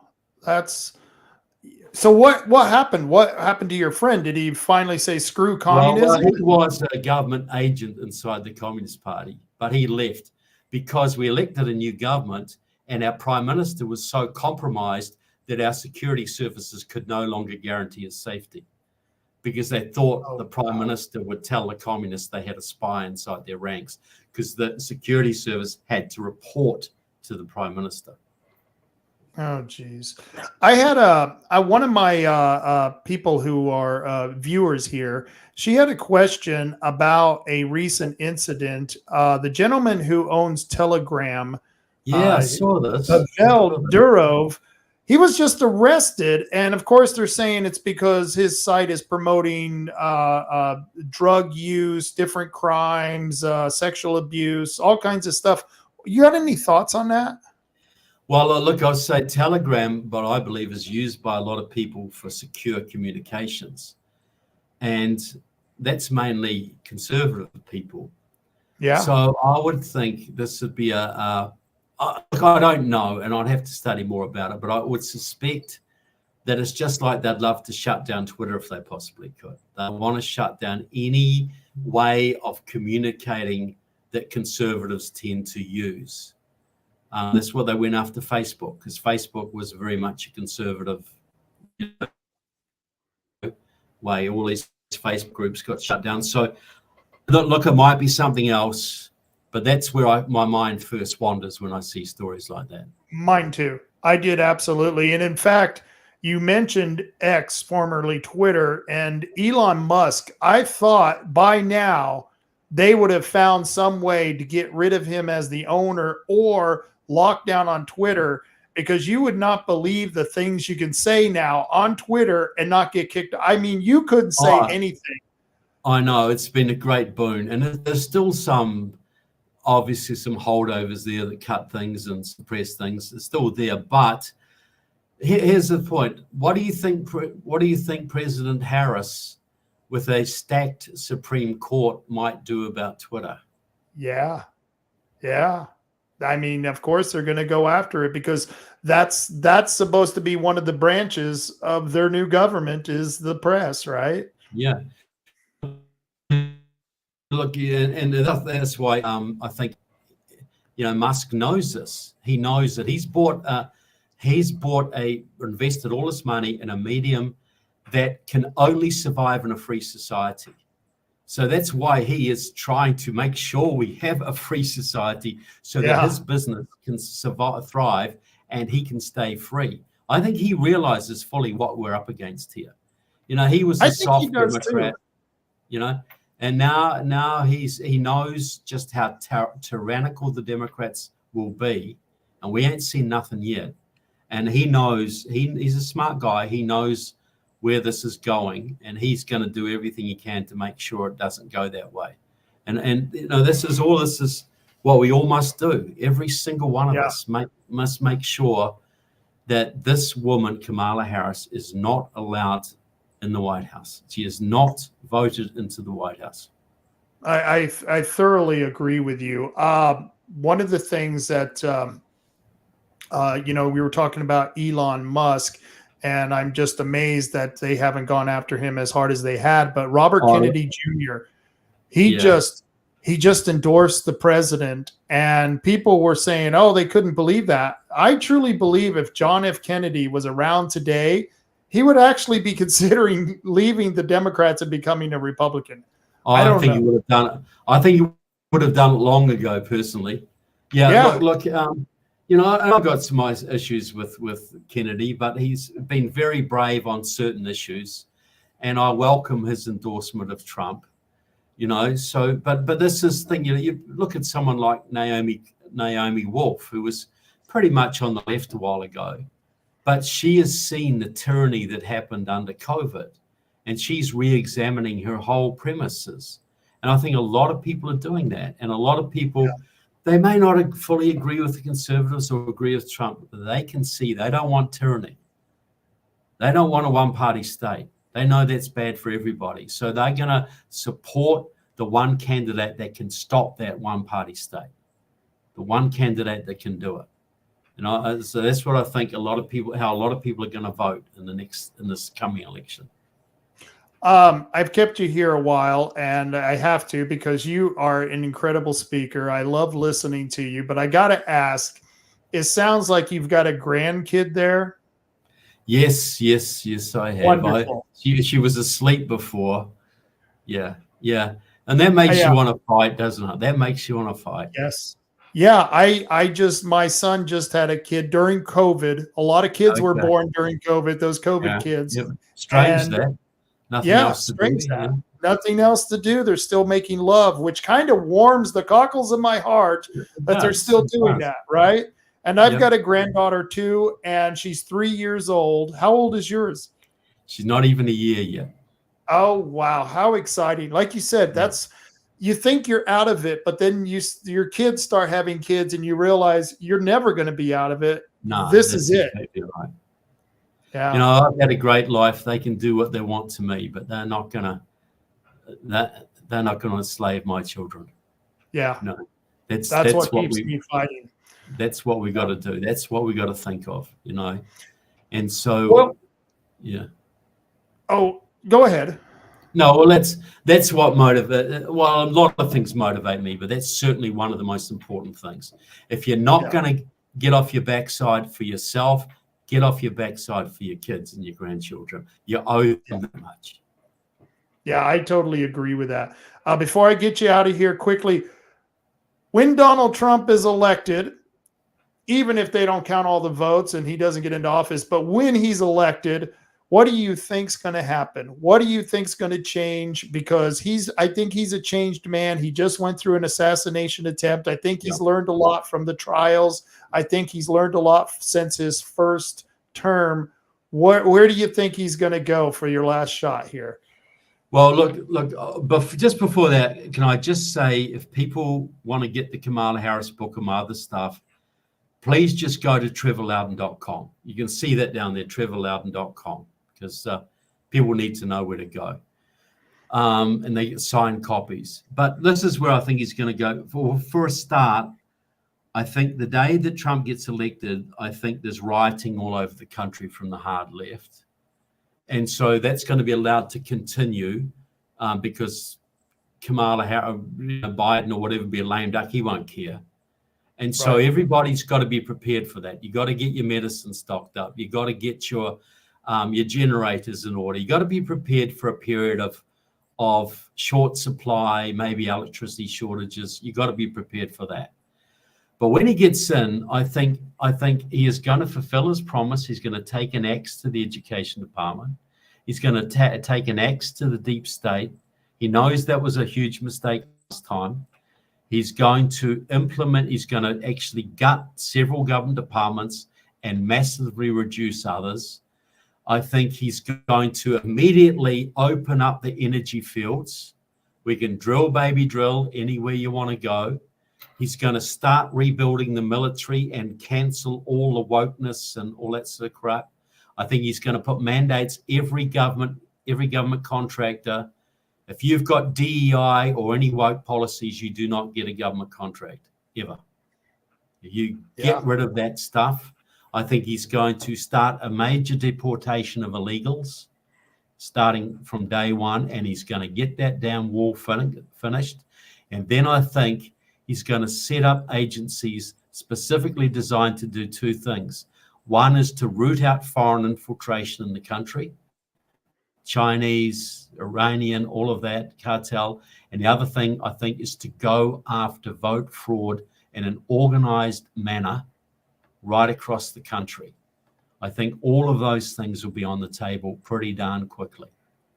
I would And think plus so. also health protocols. I think Obamacare will be rolled back. We'll get back to a much more market-based system, which will make it a lot harder. And it'll be out of the World Health Organization. And I also believe we'll be out of the United Nations before long too. That I've been hoping for a long time, is to get the hell hallelujah out of to the that, United Nations. Yeah. That, that was an old, it was a Woodrow Wilson hangover from the League of Nations, you know? It's always been a socialist dream. When my friend was training in Moscow, they told all the students, the United Nations is our thing. We own it.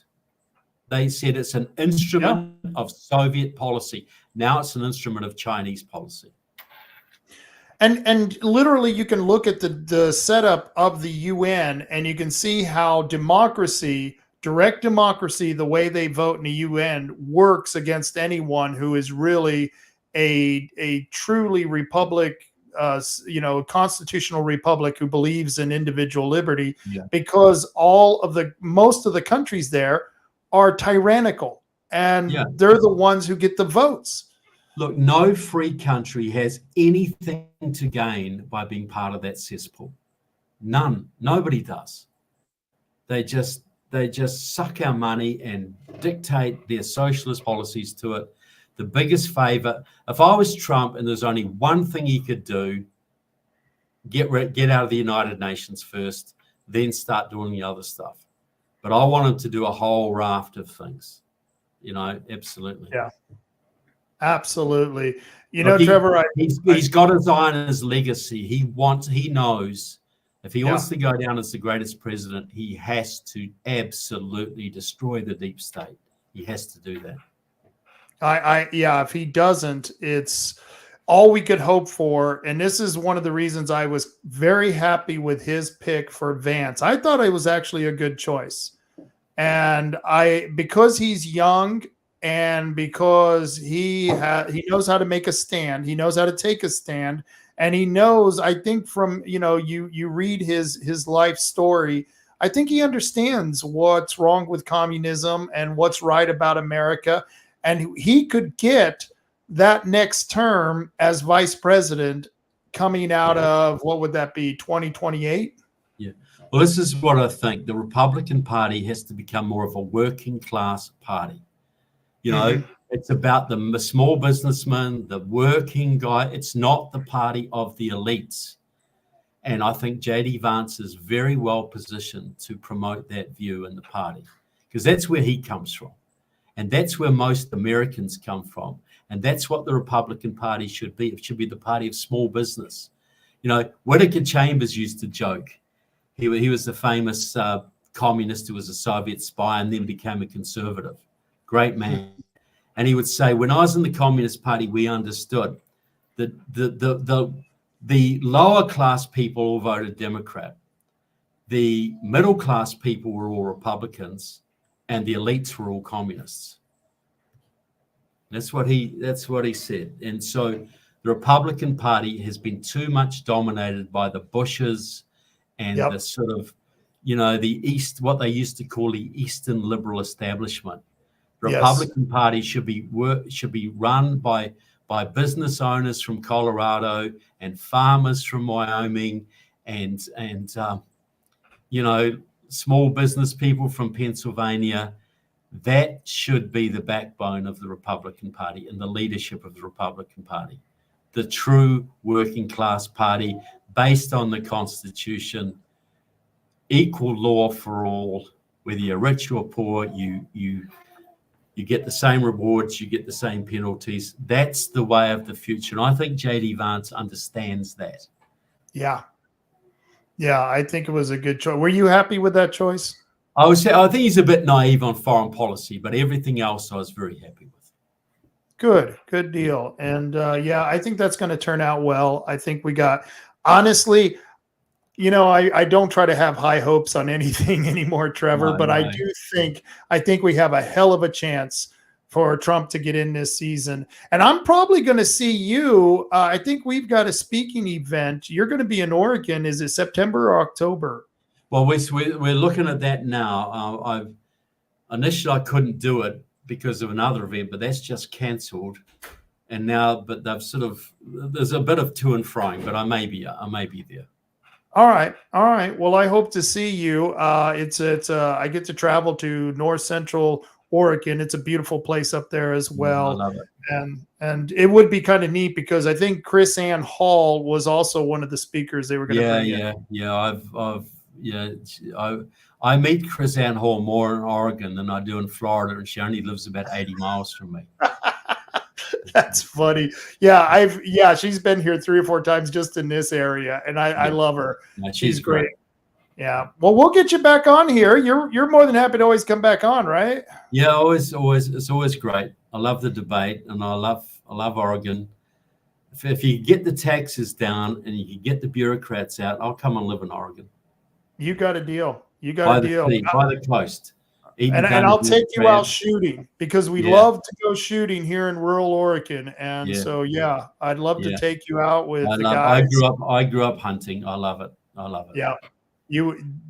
I know this would be the perfect place for you. But like I said, 2 left. We'll get rid of them. Once we get rid of them, you can come on up. Okay. Okay. Right. All right. Yeah. But look, people go to trevorloudon.com. You got to understand how bad Kamala is to be motivated to make sure she doesn't get in. But thanks very much, Rob. And thanks to all your viewers and listeners. It's always good to catch up with my friends from Oregon. So thank you. Thank you, sir. And you have a wonderful day and enjoy the time with your grandchild, because I know what a blast that is. And look at all the toys you get to play with. That's my favorite part. I do. All the movies you get to go and see. Yep. Yeah. Okay. All the cartoons you get to watch. Right. Yeah. Right. Okay. See you, Rob. I got to go. All right. You take care. Bye-bye, Trevor. Bye-bye. See ya. All right. I love talking to that man. I've been doing this on the podcast for 8 months now, and I don't know why I didn't have him on sooner, because he's an incredible guest. He's incredibly informed. And, this is the most important part, is educating people to what's really going on. And I highly recommend that you go to the trevorloudon.com website. And let's see right here if I can get that going here. Well, where did it go? Oh, there it is. All right. This is the Barack Obama and the Enemies Within. I highly recommend you go check out this and all of his other books, his movies, his documentaries. Really good stuff. The Enemies from Within, still a classic. Wonderful stuff. I couldn't recommend it anymore. There was some really cool stuff. Burn this book. That's funny. Yeah. Let's see this one here. Enemies Within, going back to Obama, going back to Bernie Sanders, Hillary, good old Hillary. This will take you back. I highly recommend you check out the Enemies Within. It's on DVD. The White House Reds, Communist, Socialists, and Security Risk, running for U.S. President 2020. Another great one that he has put out. And let's see, here's 2 of my favorite. Well, this is a good one. You watch a lot of these churches that are now preaching the leftist agenda, and it's almost like you can't believe that some of these churches are preaching this perverse sexual ideology that is being pushed on our school kids, and now it's being pushed in our church.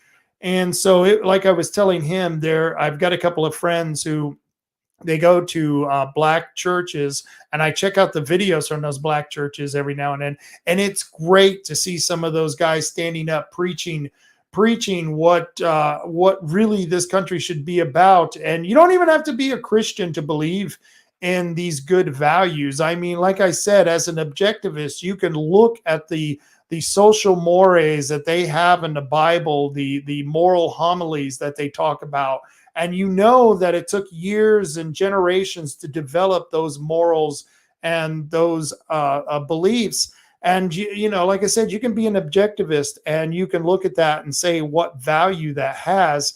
And it's worth learning this stuff and learning why the founding fathers chose Judeo-Christian values to continue. Because, when we had the revolution, they were so disgusted with England. Who knows what they might have chose for this country to basically create our constitution on. And the Bible, and like I said, Judeo-Christian values is what a lot of the base of the Constitution was, derived from. And so not just that. I mean, Greek and Roman democracies and republics, some of the Indian tribes, the Iroquois Confederation here, they looked at all of these types of governments and they saw what worked, what didn't work. And that's how they derived to the Constitution out of all of these other governments that they were looking at the time. One of the other books that Trevor has put out is Security Risk Senators. These are U.S. senators, and like he said, the Senator Wyden, Senator Merkley, the most sold-out senators in Washington, D.C., and that's saying a lot. These guys, they're old-school Democrats. They know how to hide their radical ideology behind niceness and politeness, and out of giving people, that altruism, all those programs they promise you, and how they do it from the heart. It's all a bunch of BS. They're making a lot of money off of you and me, and they're destroying our country, destroying our way of life. And so the Security Risk Senators books that have been put out, this is part one. The first one I showed you was part two. This one covers from Arizona to Massachusetts.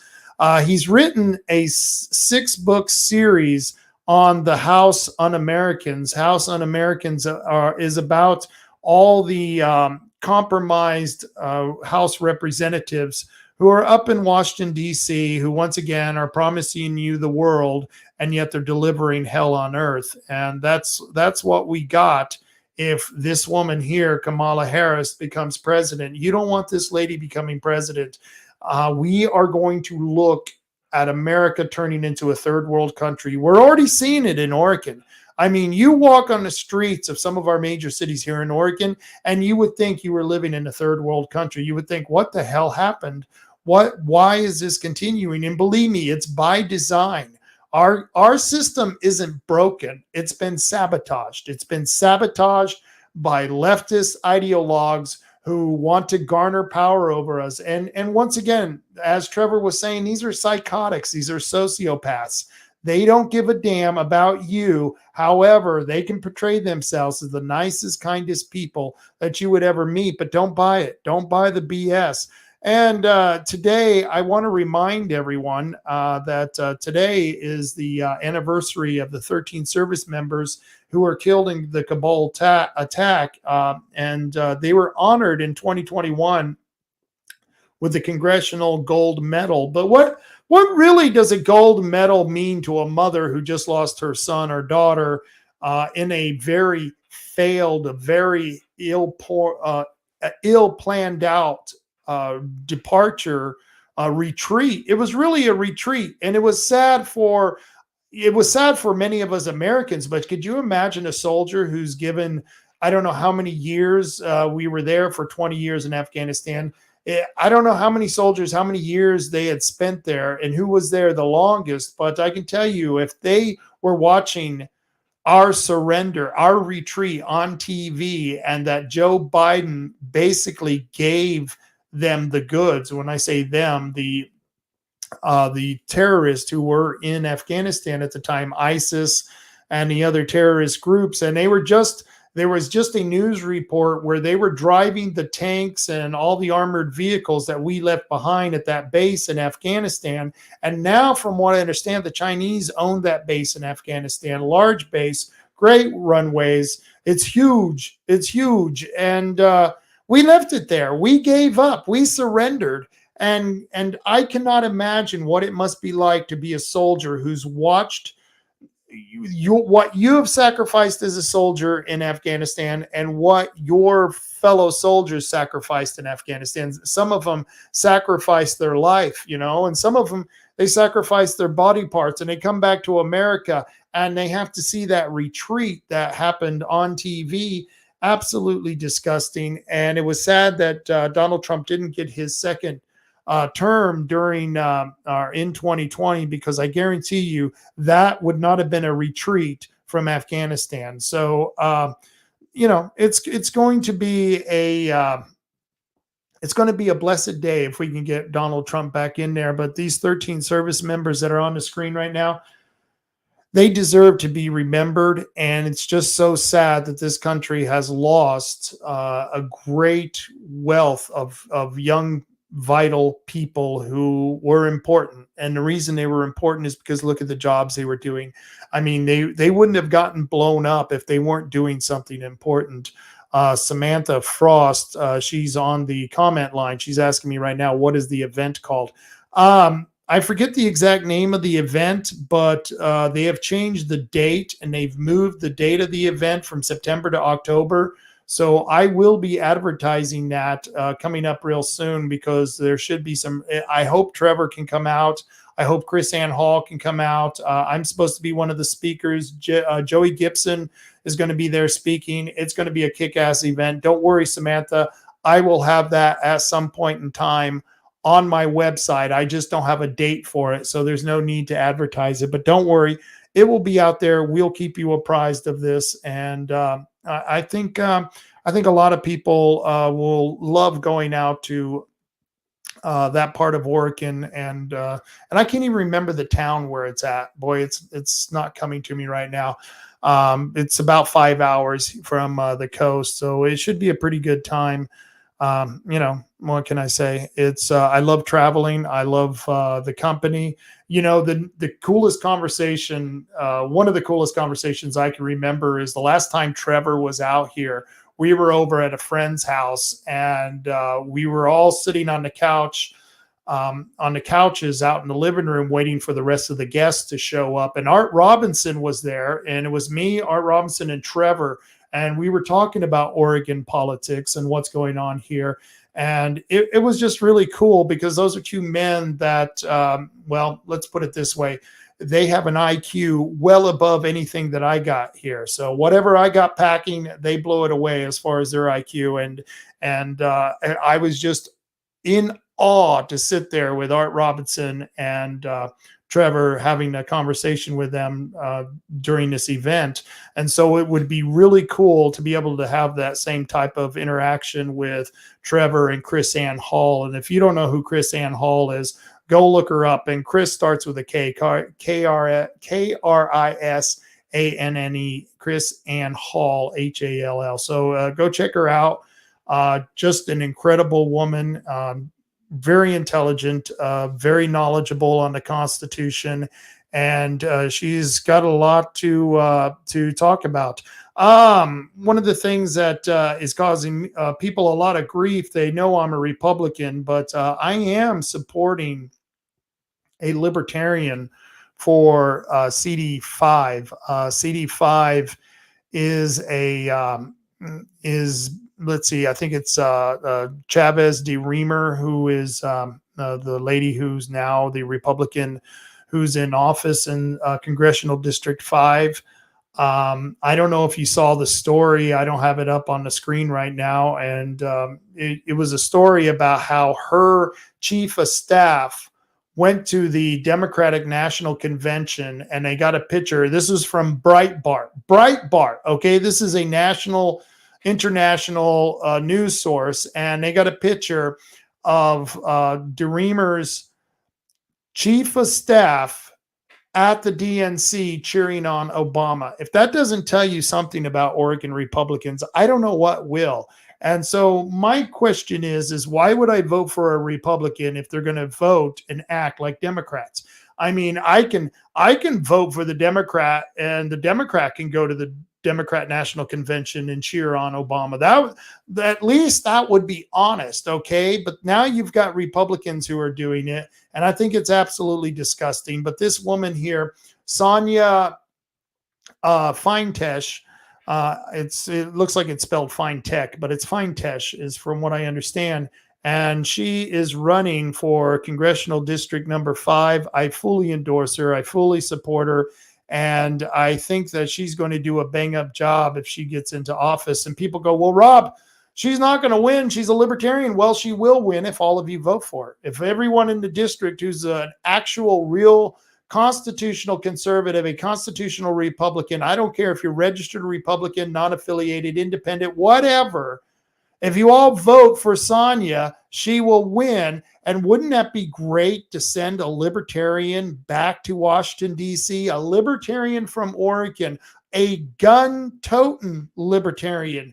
And I'll tell you what, if you haven't seen the interview of her on the Rob Taylor Report, you got to go check it out. She does a phenomenal job. I think we were on here for like 2 hours, and it was a great conversation. She's very in tune with what it means to be an American and what it is all about to support individual rights. So I just want you to know, I don't care how much flack I get from Republicans. I'm still supporting Sonia.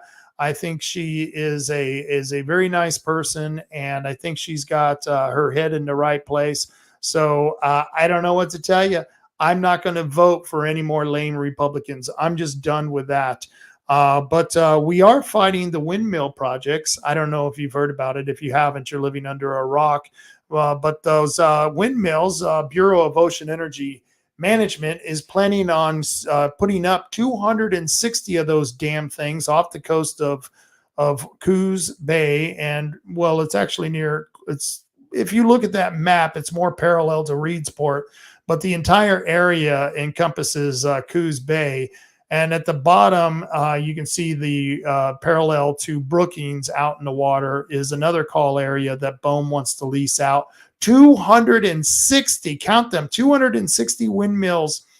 The height of the Empire State Building. Can you believe this crap? And they're going to have wings on them, 3 wings. Each wing is going to be the span of a football field. That's 300. That's 300 yards, or 100 yards. And 100-yard long wingspan on a towering piece of equipment out in the ocean the size of the Empire State Building. I don't know about you. It's something that I'm not looking forward to. So we got to fight this. Otherwise, we're going to be windmills at the river Styx. But you can help us stop this. Oregonians Against Wind Turbines. Go to Facebook. Go check out Oregonians Against Wind Turbines. Why? Because we're badass. We're out there at least twice a month in 4 different cities. Twice a month, we're out there with our signs. We're trying to get people to let them know that most of the community here, and I believe this, most of the community is opposed to this wind turbine project. And we'll find out in November. We're going to find out in November what really people think about this, because in November, we are going to have on the ballot here in Coos County and in Curry County, we're going to have advisory questions, and you got to vote yes to oppose the wind turbines. Yes, I oppose those wind turbines. Yes, I think the county commissioners should oppose these. I'll have those measure numbers up for you next week, or at the earliest by Friday. I'll have those measure numbers up because we just got the measure number for Coos Bay, or I should say Coos County, today. And so it's taken a little bit of time to get this all organized. I think the commissioners waited too long to get this on the ballot. They should have done this at least a month ago. But that happens. Maybe something was on their mind. They didn't get a chance to put these ballot questions on the ballot, these advisory questions on the ballot. But they are there now. And so we're doing something that I don't know has been done anywhere else. I don't know if any coastal county on the East Coast or coastal province, whatever they call their individual districts there, I don't know if any county on the East Coast, if their commissioners actually put this proposal forward to allow the citizens to vote whether they really wanted the windmills off the coast of New Jersey, off the coast of New York. I think that if they would have put it to a vote, I think there's a lot of people out there, the majority of the people probably would have said hell no. And now that those wind turbines have been on the East Coast for so long, and we've seen what they're doing to whales, we've seen what they're doing to porpoises, I think that this is going to be a much easier fight to stop those projects here on the West Coast. And like Trevor said, we've got a new campaign called Breaking Wind, because we want to break the wind industrial complex out here. That's what's going on. This is a $1 trillion boondoggle. This is going to cost you a lot more in tax dollars, a lot more in energy bills. All of that's going to go up, and your quality of life may go down, because if some of those blades, those 300-yard blades, or 300 feet, 100-yard blades, if they come off of those wind turbines and they wash on our shores and they break apart, they're made of fiberglass, and that fiberglass will be all over the sand. And I don't know how you get fiberglass out of sand, but I'll tell you what, they had to close down beaches on the East Coast in New Jersey, I believe it was, because they had that problem happen there. And I can guarantee you it's going to happen here if we allow these windmills to go in. And we got to stop them. We got to do everything we can to stop them. So this weekend, we are having another rally, the rally against the wind turbines, 2 rallies in one day on the Breaking Wind campaign. That's right, the Breaking Wind campaign. You tell everyone about it. You let them know, if you're watching this show and you're hearing about this, you let everyone know that you can, to vote yes on the measure, vote yes to oppose these wind turbines. But on this Saturday at noon, we're going to be in front of the Curry County Courthouse. We've been out there every month, every single month for the last 5 months. We've either been in Curry County or we've been in Coos County. And in Coos County, we start in Coos Bay and we moved down to Bandon. Well, we did that this past weekend. It was a blast. I want to thank everyone who came out. This weekend, we're doing it in front of the Curry County Courthouse. I highly recommend you come out, and we'll be there for an hour and a half. So it starts at noon. It gets over with at 1:30. Then at 2 o'clock, we're going to be heading down to Brookings, 711 Chetco Avenue. That's as you're going into downtown Brookings. It's a really great place to hang out and show your support show your support for opposing these wind turbines. And once again, this is the Breaking Wind campaign. We're going to break them. We're going to break them real hard, because nobody knows more about breaking wind than I do. I can promise you that. You just ask anyone who knows me. Yeah, Rob, breaking wind, he knows all about that. So we want you to come out to our rallies. And once again, this is at noon this Saturday, Curry County Courthouse, starting there in Gold Beach, but we'll be moving down to Brookings. So it's noon in Gold Beach and 2 o'clock in Brookings. And you can find out more at that website there that's at the bottom of the screen, the OAWT, that stands for Oregonians Against Wind Turbines.org, OAWT.org, and go check it out. We have a lot of information there. You can sign up to be part of our army. That's right. We're creating an army, the Breaking Wind Army, for our Breaking Wind campaign. So if you're one of those people, if you know about breaking wind, then we need you. We need your help at breaking the wind industrial complex, because that's what we got to do. We got to take these people out.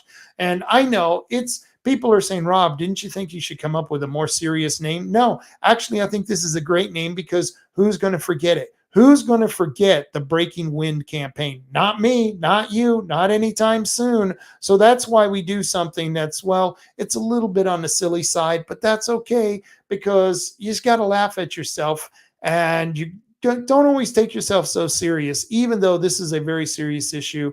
And we got to be out there protesting against these companies who want to come in and destroy our way of life.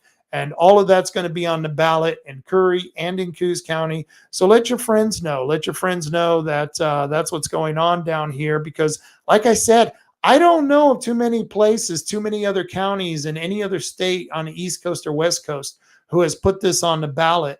And I know people out there are saying, Rob, it's not going to matter. It doesn't matter, because the federal government is going to do whatever the hell they want to do. Sure, maybe, or they might actually break under the pressure that we put on them. And that's why we got to break wind. Breaking wind is the exact thing that we got to do. Let's see. I got a few comments here. None your business, he says, so our power bills go up even more, and the power generated by the fauna destroys wind turbines goes to California. Sounds peachy. Yes, it does sound peachy. Let's see. Alex Bowser, he likes the name. He says, good name, LOL. Thank you, Alex. Yeah, you know who you could think for that is Robert Bryce. He was on this show a couple of weeks ago. He's an expert on wind turbines. He's an expert on breaking wind. I know people out there going, really? There are experts on breaking wind? Yeah, I'm an expert on one, and I'm going to break the back of these SOBs no matter what it takes, because that's what we got to do to protect our way of life here on the coast. And I know people are going, Rob, but I thought you were a capitalist. What's the matter with you going after these corporations? Well, I'm not anti-corporation, but I am anti-corporatism. Corporatism is the economic system of a fascist government, and we don't want to allow fascism, communism, or any collective ideology get power or a foothold here in Southern Oregon. Even though in many ways they have, we got to stop them at every corner that we can to keep them from being in our neighborhoods, destroying our way of life. And yes, it's going to be off the ocean, but that's still going to destroy a lot of those fishermen, the fishing industry, the sea processing business, all of the ancillary industries that have to prop up those other industries. All of that is going to be threatened by this wind project. So just so you know, say no to the blow. Yeah, say no to the blow. Well, I did that years ago, but it was a different kind of blow. It was a white powdery stuff, and I say no to the blow anyway. But I agree with you, Nunya, because we don't want any of that wind turbines here, because they do blow. They blow quite a bit. And let's see. You say, hey, Rob, make sure to mention the proposed property tax increase for the Taj Mahal Library, which is just a glorified homeless habitat. I wouldn't vote for that library to stop raising your neighbor's taxes, okay? Even if you want the library in Coos Bay, that's the proposal that Nunya Business is talking about. Even if you want the library, you go there, you use it. Do you really want to hurt your neighbor who's living on a fixed income so that you can have a library? You know, what a selfish thing that is. And I know people who love the library, who want to have it there so that kids can go somewhere and see those perverted books of other kids performing sexual act on other children or grown people. I know they have those books at the library, and that's only going to expand if you keep giving these people money. Stop giving them money. That's all we got to do. Stop giving them money. Stop voting for these tax increases. You know, what has the city of Coos Bay done to actually make your life better? What have they done to increase businesses or the availability to housing or jobs out here? You know, all they've done is they've created more roadblocks to housing development. They've created roadblocks and put up barriers and high cost for businesses to want to do business out here on the South Coast. So what do they come and ask us for? They're going to come and ask us to pay for another library. Luckily, it's not in my town. It's for the people who live in Coos Bay. I wouldn't pay for that crap for nobody's business. And like Nunya Business says, it's going to be turned into another homeless shelter. This is just another way to enable the homeless. The last time I was at the Coos Bay Library, there was a homeless guy bathing himself in the sink in the bathroom of the library. And as I was walking out, some lady had sent in her little kid to use the restroom. And I stayed in the restroom until the kid was done. And I came out and I told the lady, I said, look, you don't want to be sending your kid by himself into the restroom here at the library because it's not safe. We got weirdos in there. He had his shirt off.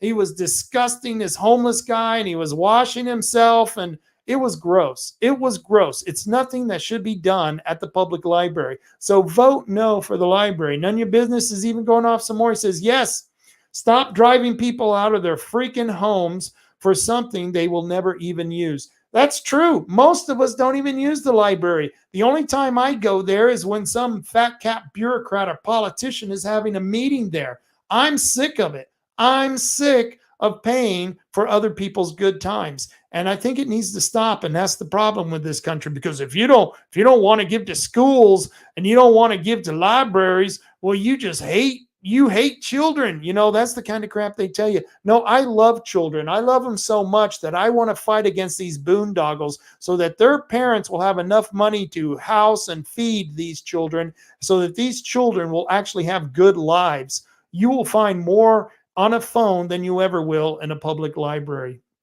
Let's see. Next comment. November 5th. Vote no on the new Coos Bay Library. Most people don't even use the existing one. Yep, I think I said that.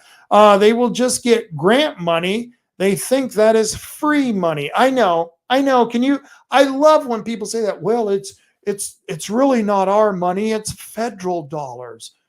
Does it matter? Does it matter that it's federal tax dollars instead of local tax dollars? Does it matter if it's state tax dollars and not local tax? No, it doesn't. All that means is that they've just got a greater pool of people to tax and take money from. I don't want to take money from people. I want people to keep their money. And if that means that we have to give up libraries, we have to give up these museums. I mean, how many museums are there in this county? I don't think I've been to hardly any of them. I'm not against museums if they're private museums and they're paid for by private means. Hey, that's great. But when you're asking me to pay for these museums, to pay for these theaters, the Dolphin Theater, they sucked up $100,000 worth of our property taxes just a couple of years ago, and the place is a dump. I don't get it. I don't get this. And I have nothing against the people who work at the Dolphin Theater. I don't even have anything against the people who want to support it, but support it with your own flipping money. Stop taking money from the rest of us to pay for your pet projects. I shouldn't, and nobody else should, have to go to work 10, 12 hours a day, 6 days a week, so that we can pay more money so that you can go to the drama club. I don't give a shit about your drama club. I don't give a crap about your book club. I don't care about the museum club. You want it? You freaking pay for it, and stop making the rest of us do that. None of your business. You got another comment. People carry around the world's biggest library in their pockets. It's called a cell phone. Yep, they do. They damn well do. And so I want to thank you all for joining me. Thank you for letting me go off on that rant. If you want to check out another rant, go to my Friday night. I was at the Restoration Worship Center. You can catch that out on, you can check out what we did at the Restoration Worship Center, because I did the Friday night rant after the meeting, got a couple of interviews and did a little ranting myself. And that's on my Rumble page. It's on YouTube. It's on X, which is formerly Twitter. And there you can see I've got the banner down there. You can find out more at Rob Taylor Report. You can find me at Rumble, on X at Rob Taylor Report. Please subscribe to my page. Please like and share this program. This helps me out, and this helps me and encourages me to keep bringing you these types of guests. If you enjoyed watching Trevor Loudon, if you liked watching Sonia Feintesh coming on the show, or Robert Bryce, the expert on windmills, and we're going to have a lot more of that. I've got a lot more guests planned to come on this show. And if you want to continue watching that stuff, please like, share, and subscribe to my pages. It helps me out. It encourages me. And I love the fact that you guys keep tuning in every week. Actually, you keep tuning in twice a week, Friday night at 8 o'clock and Mondays at 3. And I'll see you this Friday at 8 o'clock. And, I don't have anyone scheduled yet. I don't have anyone planned to come on, but that's all right. By the time Friday rolls around, I guarantee you we're going to have a fun show. I think I might be bringing Marty back on, because we got to rant a little bit about something that just happened here in the county. I don't want to go into it because I don't know all the details, but yeah, it was a little frustrating. There's a lot of things frustrating in politics, and some of the policies and procedures can really get in the way of really doing what you need to do to get things on the ballot, to get things in the voters' pamphlet, and kind of ticked us off the BS that we had to go through. But, that's just what you got to do. So tune in for Friday, tune in for Monday at 3 o'clock. It's going to be another great show. And until then, folks, carry on, Coos County. Carry on, America. Carry on.